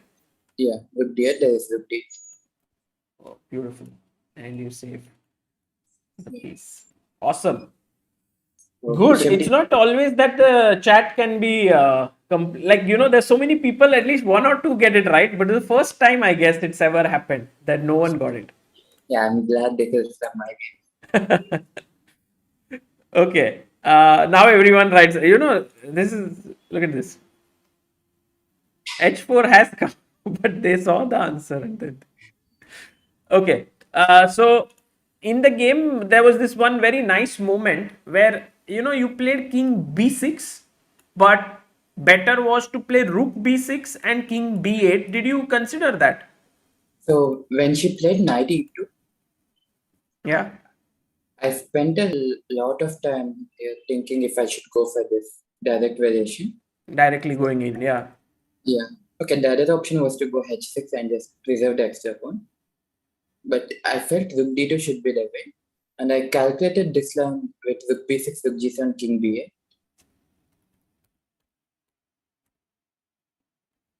Rook b, yeah, rook b6, rook g7, king b8. So I had a clear plan in mind.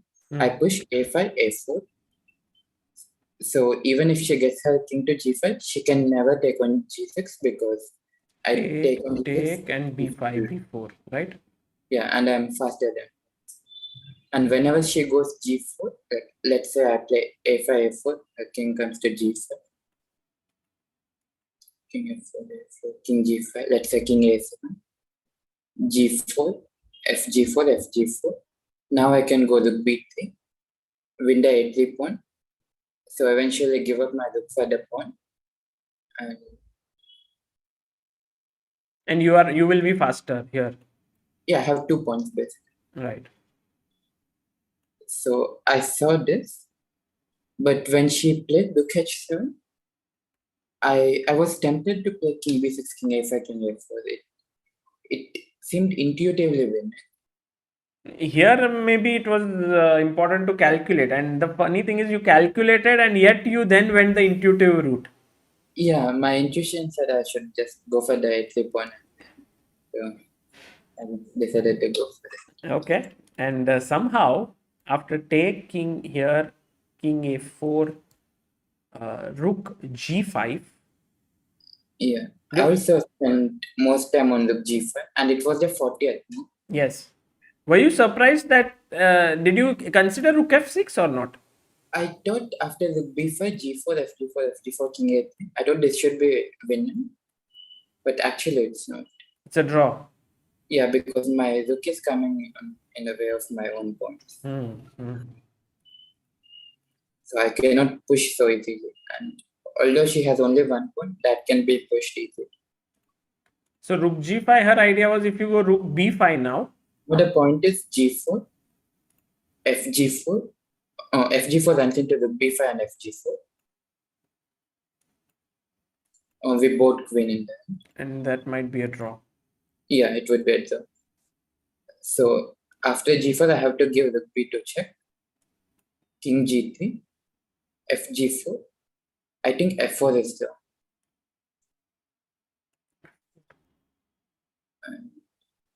Why? And And basically keeping the pawn to move faster. yeah, I think this is just one of the ways. This is not the only way. Maybe taking on g4 is also possible. Okay.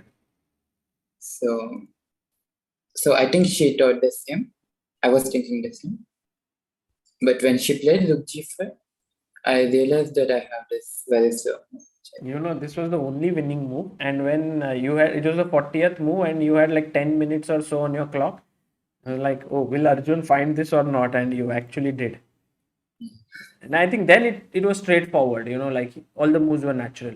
Yeah, now the thing is, her rook is on f4. In the other line, the rook would have been on f5. So F5, yes. now the rook f5 check and take money. Exactly. The rook on F5 is so much better than the rook on F4. Like if the rook is on F5, you can't do much. But now it's Yeah. just simple. Yeah, now whenever she plays rook f5, I have rook a2. This was also a nice move. Yeah, intermediate rook a2. And queens. And you won the game. Very cool. So this was another nice win, and by now I think your tournament you were already kind of secured with 1.5 point lead. So you took it a bit slow after this. I Three think it was draws. winning by 2 points, but it was not over yet. Yes. It's not. There was still some chance of you going wrong, but you were in very good form. Muhammad Muqtadir says, "Congratulations, Arjun. Tagedile." Together. Did I Nowhere say? going down. Sorry? It's like nowhere we are going down. Nowhere we are going down. No way we are going down. Oh, nice. Some movie, yeah, this term. It is also some Pushpa. Oh, lot of Pushpa terms, yeah, right now. And Funny Verma says, I've seen local Telugu newspapers Sakshi and Enadu covered Arjun Erigaisi's recent achievements. I used to see his photo in sports page regularly. These are local newspapers, right, in Telugu. Monish Sharma says, many congratulations to Arjun brother. He crushed his competition like it was nothing. Hope to see him become a world champ. He's just a beast. Thank you. And AD is in the chat, Adipan here, and he says, Arjun Zero in the house. He likes to call you Arjun Zero, huh? It's like Alpha Zero. Yes.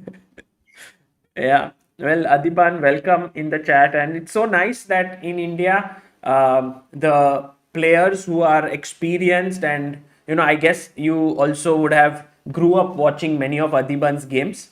Now you have, kind of surpassed him in the rating, and yet Adiban is so, supportive, comes on stream and, congratulates you. It's a nice thing.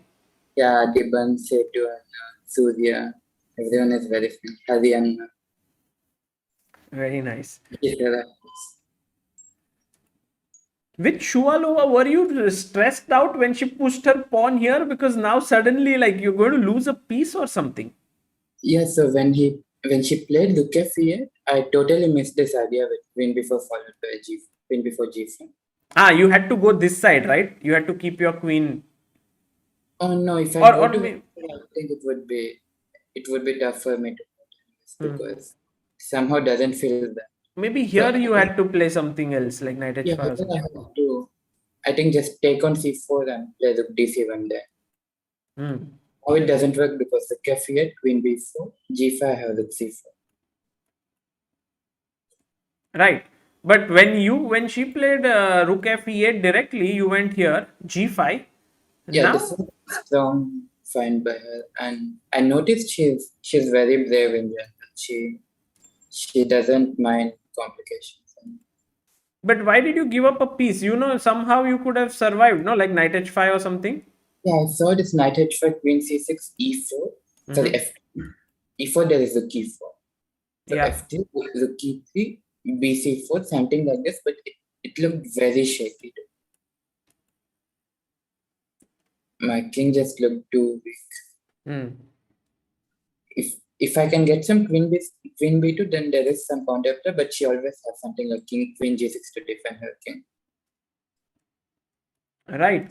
But I mean, this decision, how quickly did you decide that, okay, I can give up a piece and play? Yeah, because I knew that knight h5 was very risky for him. So I thought I get 3 pawns here and good drawing chances. Because even if I give up the b3 pawn, it's still not easy. Yeah.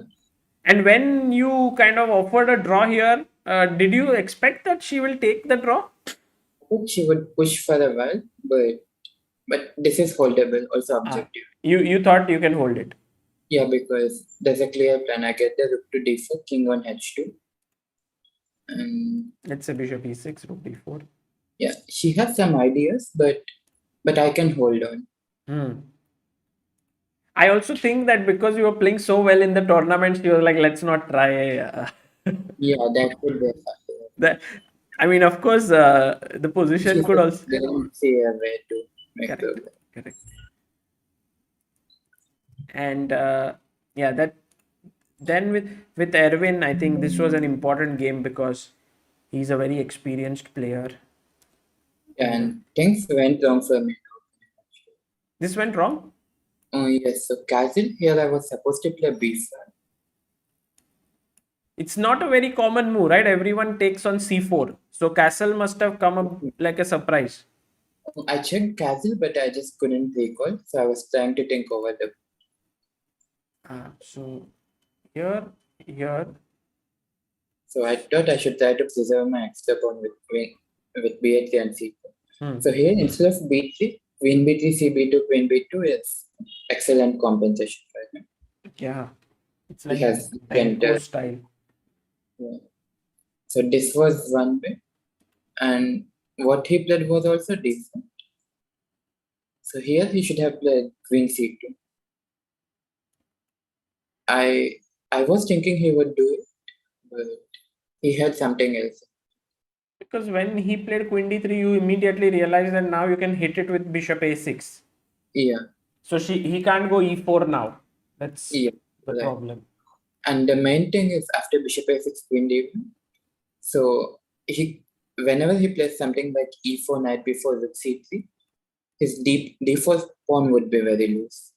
So your next move was very classy. Yeah. You liked it, huh? Yeah, I liked it. He said he missed it. Guys, black to play Arjun found a very cool move. Let's see if you can find it. Yes, Erwin was the second of Anish and long time trainer for him.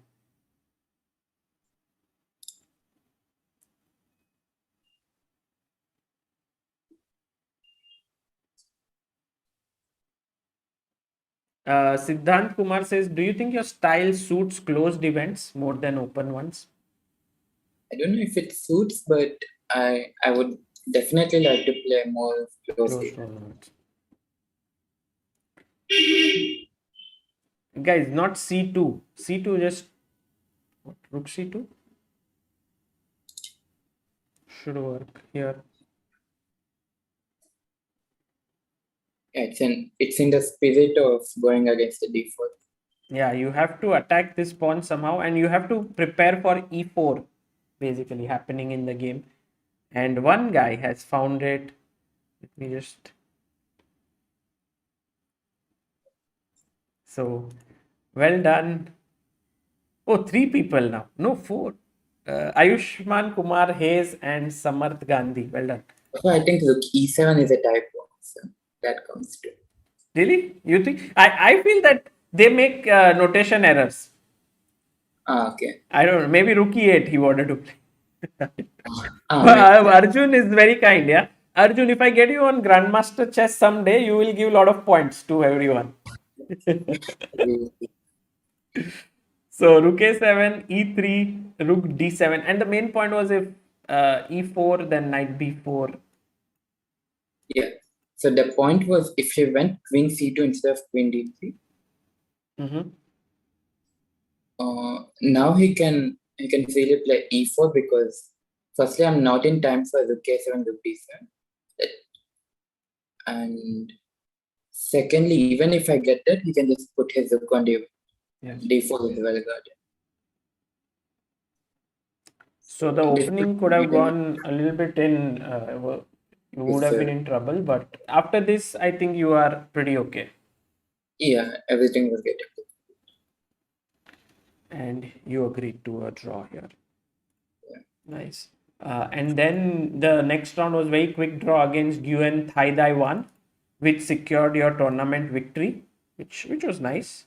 I just didn't want to risk it in that game, so yes. First, I mean, 10.5 is important, but even more important is to win the tournament, And yeah, secure it and play free. and then you went to this game with Maurizzi last round, and I saw Srinath tweeted that this is Surya's chessable course where Yeah, this is a relatively new idea. The main line goes like queen takes defense of bishop c3. first g5 here and take this, right? Yeah, by first time queen. And some e3 queen a2 something very complex.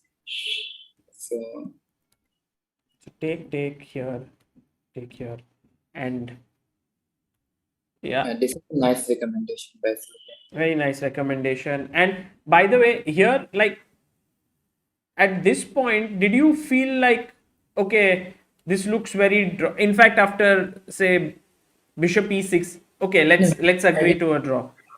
no, I didn't think of that. And I did something very stupid. So instead of bishop f5, I initially wanted to play b5, a3, a5 was my idea. e5, okay. Yeah, so here I saw, okay, if bishop b3, now I have bishop f5. Some knight d3 check and something is in there. And another nice solution is instead of bishop b3, if bishop takes f7, Yeah. king f7, a b4, rook c7 check, king g8. Now rook a1 is dead then. Yeah. So king c2, bishop f5 check, king b3, rook a4, and rook d3 is inevitable. Man, this would have been brutal. Yeah, and another variation was instead of king c2, there is rook e1. Rook e1, Rook yeah. e1, protecting the rook. So rook a1, he has king c2. So now I saw b3, threatening rook a1. There should be other wins as well, but this is the cleanest. King b1, bishop f5, it's very good. Oh, and if e4, then Yeah, just take on e4. Yeah, then rook d1, rook c1, rook a1. Sacrificing so many pieces to get a checkmate. Nice. Yeah, So why didn't you play this if you saw? Think about this, but the problem was after a3, a5, there is this very strong move, bishop c7. So, But you can go to d7 maybe. yeah, now bishop b5. Bishop? Bishop takes b5.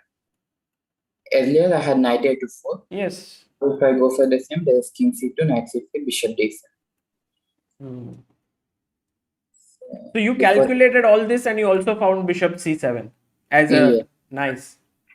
So that was good finding resources for your opponent, basically. Yeah, and I was happy with bishop f5, thinking he would go a3 instead of rook f4. So a3, knight d5, takes. Although this is opposite color bishop with even material, his rooks are kind of parallelized because he cannot play rook d1 because I can trade and play bishop e4 and I win the g2 pawn. Right. And if he doesn't play rook d1, then I get rook a d8, bishop e4, and I have very good chances. But so I thought he can play rook f1 instead of a3. I did see that.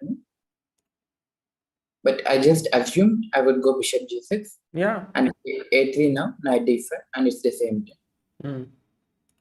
But I totally missed that he can play rook f6 after bishop g6. Not here. But even king g7, no then? Bishop e5.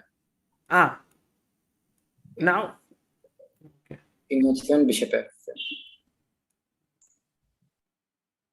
Okay. So this rook f6 move kind of deterred you from going here. He has a good tactic. Let's see. Sorry? Here, if knight d5 is a good tactic. Okay. This I got it. Okay, guys, try to find black to play, white to play. Sorry, what should you do here?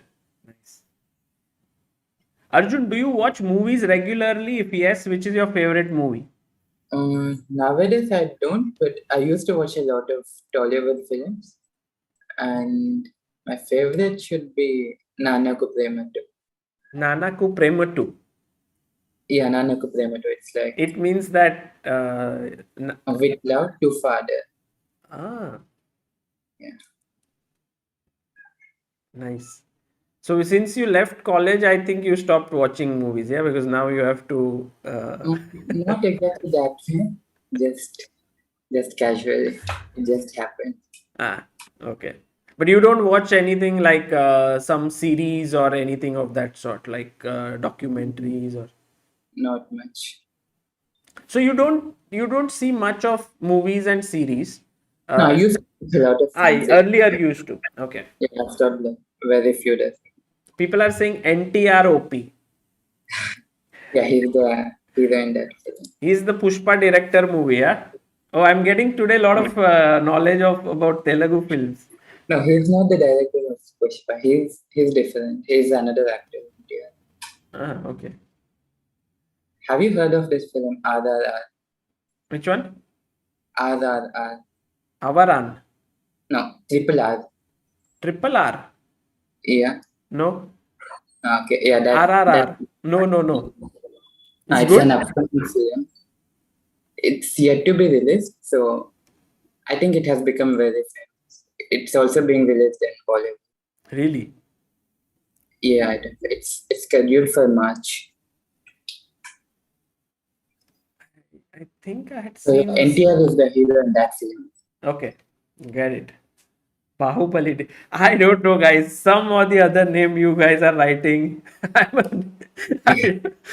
You But watch film? so I watch a lot of now not Hindi movies. I don't enjoy it so much. I like these series, uh, which are like Big Bang Theory, or let's say right now I saw Afterlife, and these are shorter in duration, like 20 minutes or so Yeah, I have per heard of episode. it, but I haven't watched. Yes, I guess it's kind of addictive once you start seeing those things. So, yeah, but there are some very good ones as well.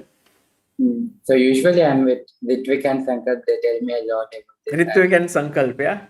yeah, they tell I should start watching this. Yeah.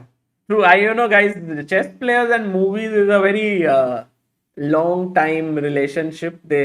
Everyone watches a lot of movies, chess players, but maybe the new generation now has started playing card games. So, not. By the way, Rook G6 is the correct move. Yes, Arjun. Yeah, and just E4 then. Yes, Shubir, Innovative, Satyam, Paras, Karthik, Moksh, Mitesh, Vansh, Surindira, and Supriya Kapas. And take, and e4 is important. Yeah, if you go rook d3, then maybe rook c8, and black wins. So important to go e4. So, and Then play Bishop E6. yeah, take. This position was reached then after, and I thought like you will agree to a draw now because repeated twice. Yeah, actually he offered a draw twice in the game. Really? Yeah, but I just wanted to make this Cannon happen. So I kept playing.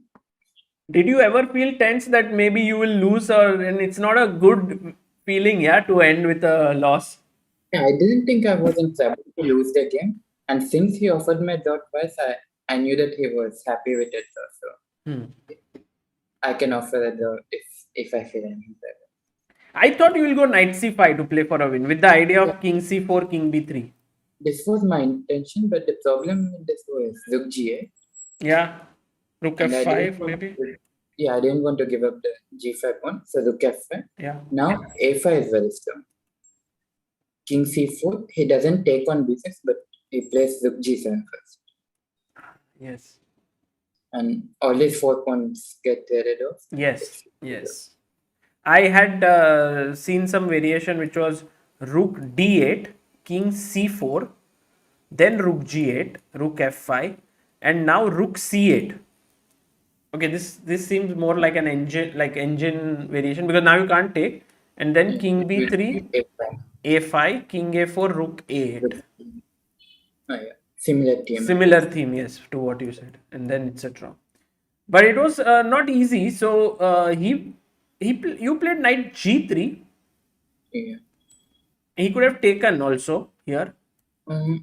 Yeah, but rook g8, king e4, I thought I'm getting instead of rook f. Rook g8, king here.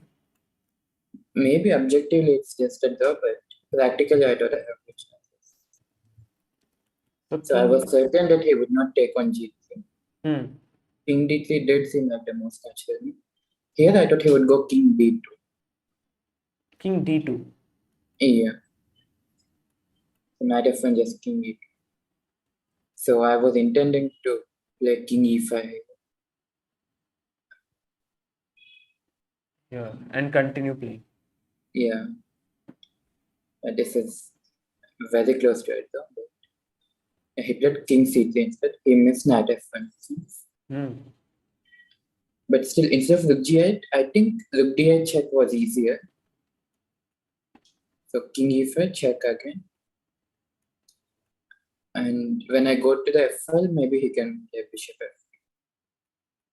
Stopping, defending the e3 pawn. But maybe it's still not easy because there is king g6. I see attacking the f2 bishop. Might not be good. Yeah, it doesn't give good vibes. Yeah, absolutely. So rook g8, rook c7, king b3, knight e3, and here he took. And were you thinking that this is a mistake? Did you feel it? So when I played knight f1, I calculated until rook g5, king d4. But when I took knight e3, then I realized he has other moves as well. Bishop Like c3. bishop c2, bishop f2, bishop c3, a lot of other things. Hmm. But in any case, I was happy that I already Got this passer. I managed to create some imbalances in the position. And I can like come back knight f5, play rook f7, and try to push e4. Let's say bishop c3. Knight f5, rook g5, rook f. Objectively, it's still even, but practically it is. Right. So rook g5 here, and now you converted this really well, Arjun. This is where I thought was very impressive. Okay, he can take on h4 and somehow he can still. This is a drawish, right? Oh yes, I checked the line, but during the game I thought this should be lost forever. Some line which I just randomly analyzed was this one. Yeah, I checked this line. So it's surprising that, okay, I didn't check knight f4, but it was surprising that this line ends in f4. Yeah, I thought I would be able to get this. This somehow ends in a draw. Yeah. A5 takes. It's not all natural to allow that forever. But I think what he did was a5, I felt it should clearly be a Bad move. Yeah. Because the thing is, not only do you have a passed pawn here, his king is also in kind of a net. Yeah, exactly. I have many matings. So here, and rook c5, very accurate. I think this was very nice. Yeah, cutting his king off and attacking the b5 pawn at the same time. Yeah. And e3 here, knight b6, and again this time you, like Murzin game, you corrected. Here I almost messed up. When I gave knight b6 check, yeah, I was intending to meet king b4 with e2. But it would have been a terrible. Maybe we can ask the chat. Yes. This is, guys, try to find why is this a terrible mistake in this position.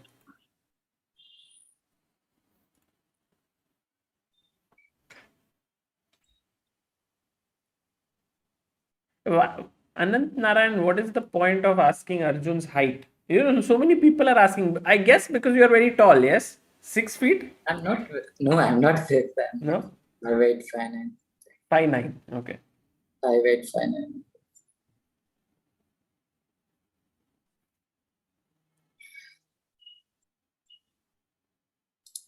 And Arjun, you are now in top 4 in India. Does that make you feel good?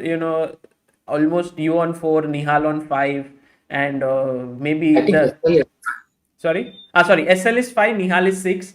Does it motivate you, like, that maybe you get to play for the Indian team in the Olympiad? yeah, it gives good vibes, and it would be nice if I can play it. Yes, I think there's still some time, but you got selected in the team of, the probables list of Asian Games. Right. That's going to be huge, right? Because it's after almost 12 years, I think, that chess is back in Asian Games.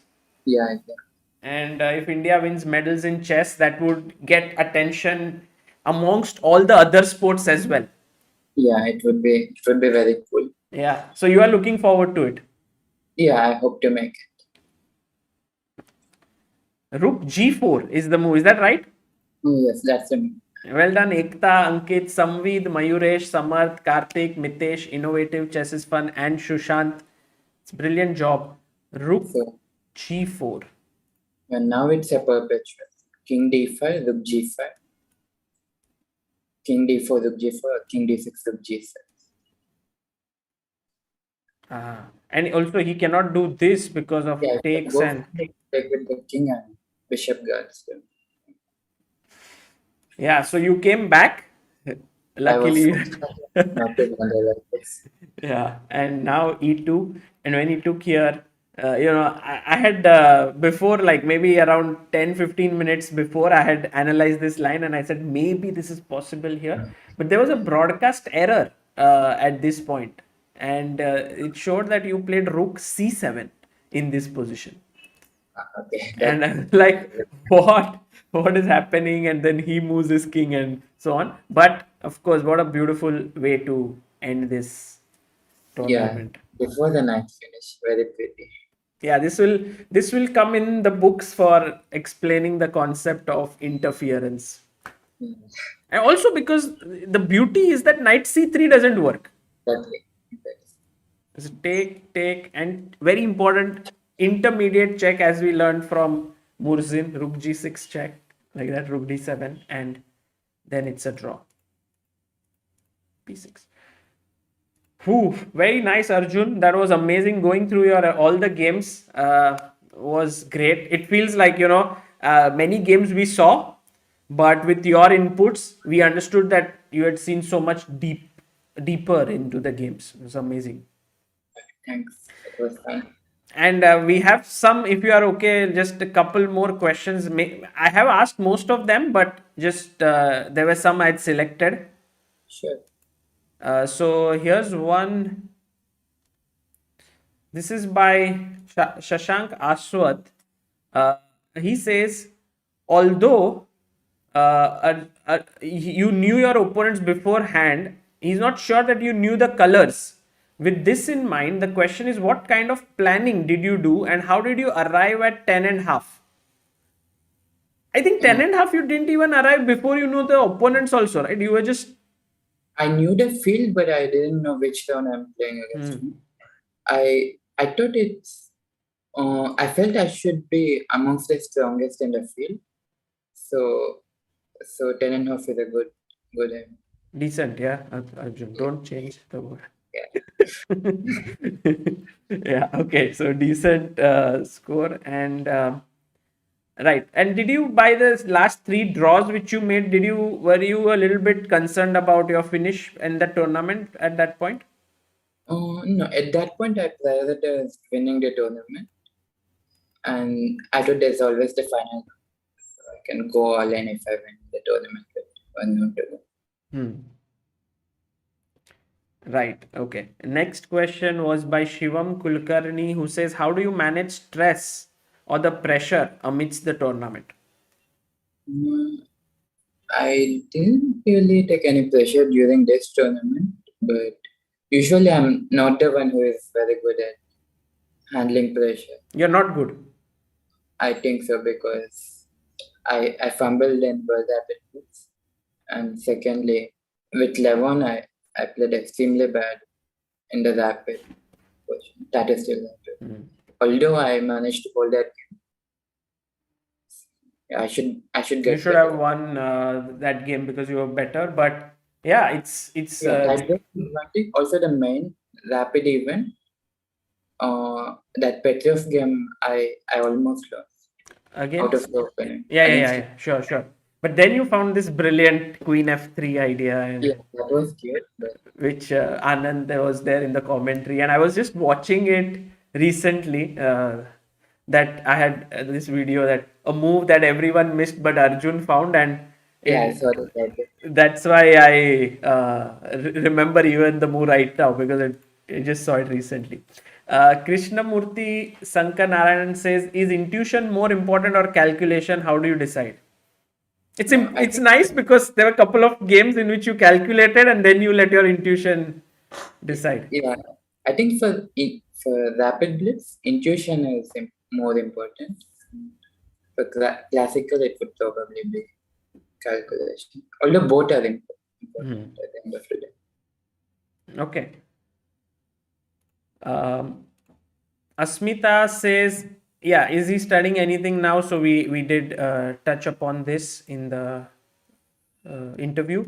Ishan Kulkarni says, what is the journey of a chess player to transition from a GM to super GM, and how do you plan on doing that? Do you also study opponents that were in masters and try to see what lines you could have played in those games? Now, how do you plan to play on against stronger opponents to gain experience? Are you planning to participate in any upcoming tournaments to play against them? But firstly, when I became a GM, I did not think of anything else. Like I just wanted to play chess and improve further, become 2600 at some point, and slowly make the progress. And then using this tournament, yeah, I was keeping track of the Masters event, sure. And there were very nice games, especially Magnus versus Bjerre. Epic It game. was such a classic game. And what was the other question? Yeah, the other question was that how do you plan on playing against stronger opponents to gain experience? I would like to play in closed events and leagues and gain experience, get stronger. You said that you want to play a little less this year. Would you change Yeah, that maybe if you get more some good opportunities in playing in super no, tournaments? I mean, I don't want to play as much as in 2021. Mm-hmm. I play like close to 20 or something. You played how So many? I think close to 20 or something. 20 tournaments. I think so. Wow. And that too, I mean, not many tournaments were happening, right? Because of the pandemic and COVID Uh, situation. in second half of the year, there were tournaments I know, but in India, nothing started. And of course, you traveled happening. across Europe, and but to play 21 is amazing. Yeah, and that too, it was just in the 6 months, like Right. from July Right. to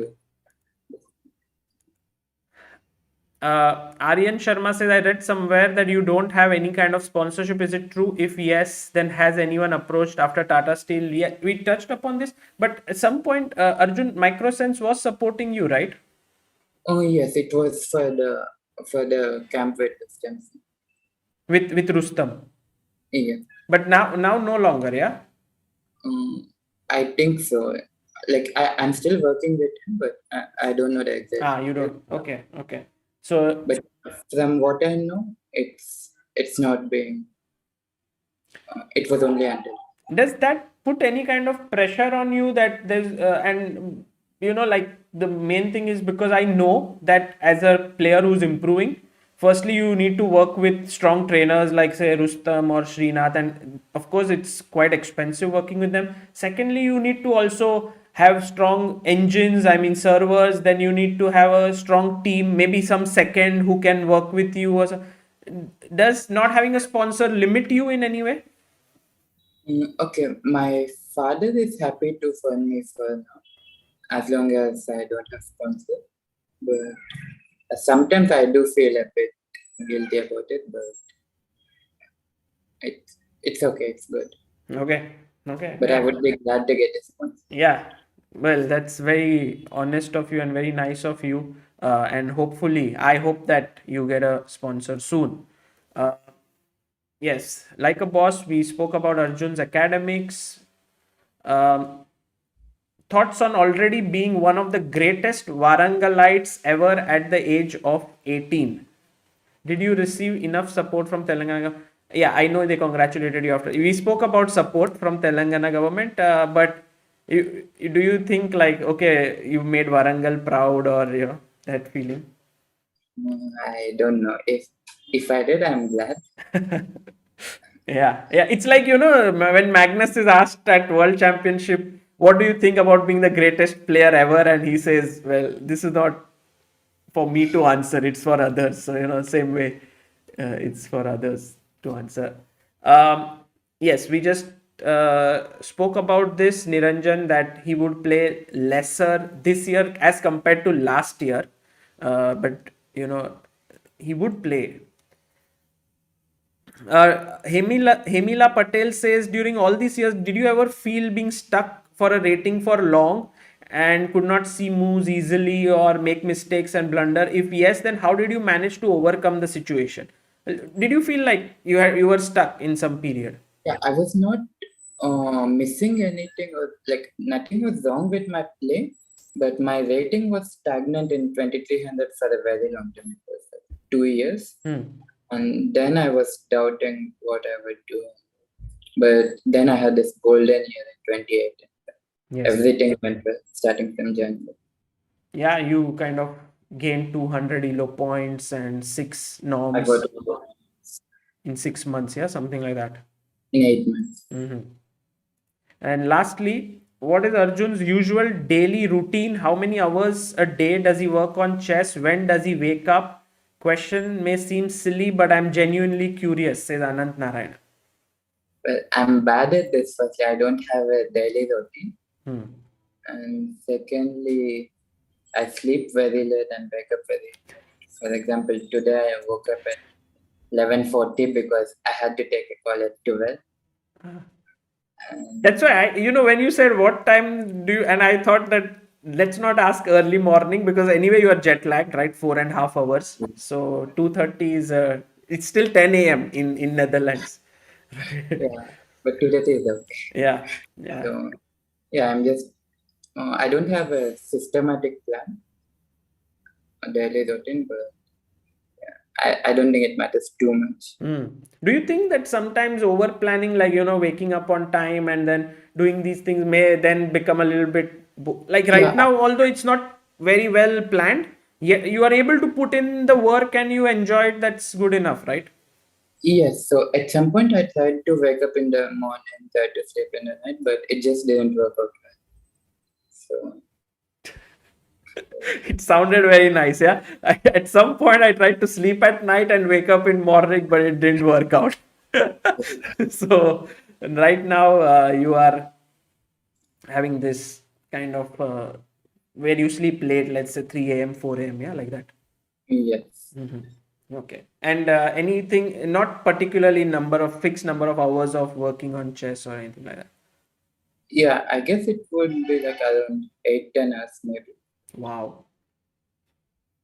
Amazing, Arjun. That's great. And lastly, Yerni Babu says, Arjun, speak in Telangana Telugu for 30, I don't know if 30 seconds, but if anything you could. Sorry, I have this question here. Yerni Babu says, could you speak for something in Telugu?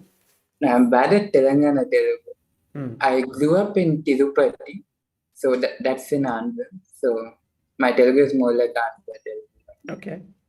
Would you like to say something to all the people who kind of supported you and are very happy with your performance? Yeah, I'm glad that I received a lot of support. I received a lot of DMs on Insta with it. I'm very happy and I'm thankful to everyone. No, but in Telugu. I'm just too shy to yeah, under support చేసినందుకు thank you and నా level best ఇవ్వడానికి try చేస్తాను future. In the future, I'm going to give my level best, guys. My Telugu is not bad. I should say.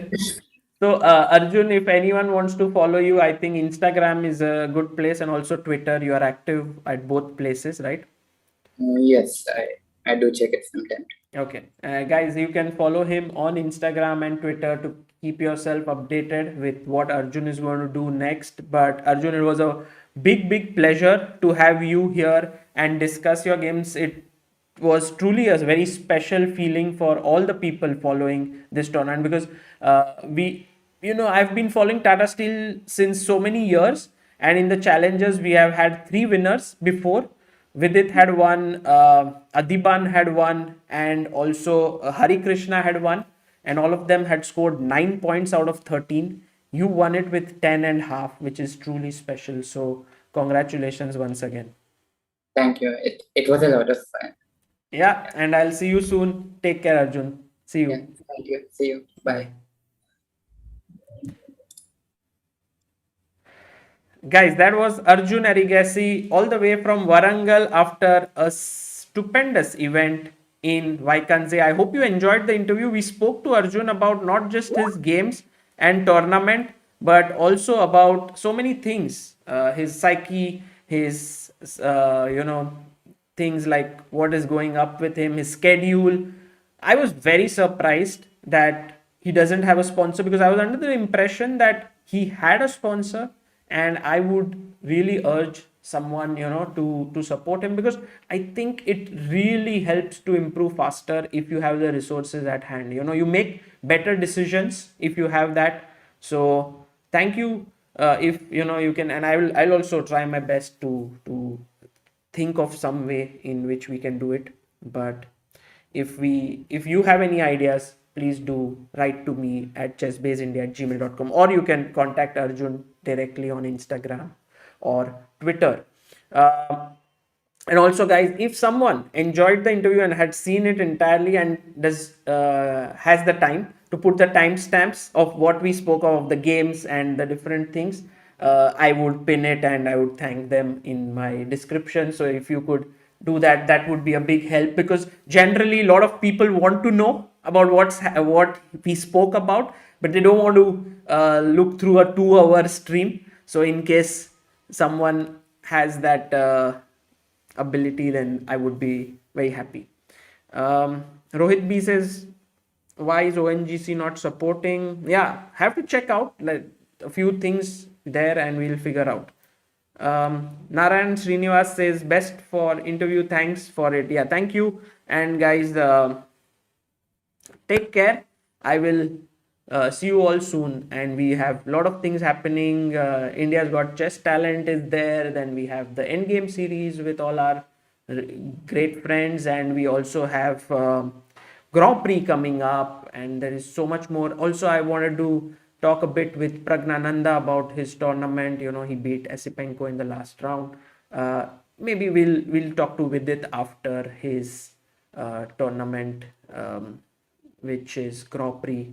And yeah, but a big thanks to everyone. See you soon. Bye bye.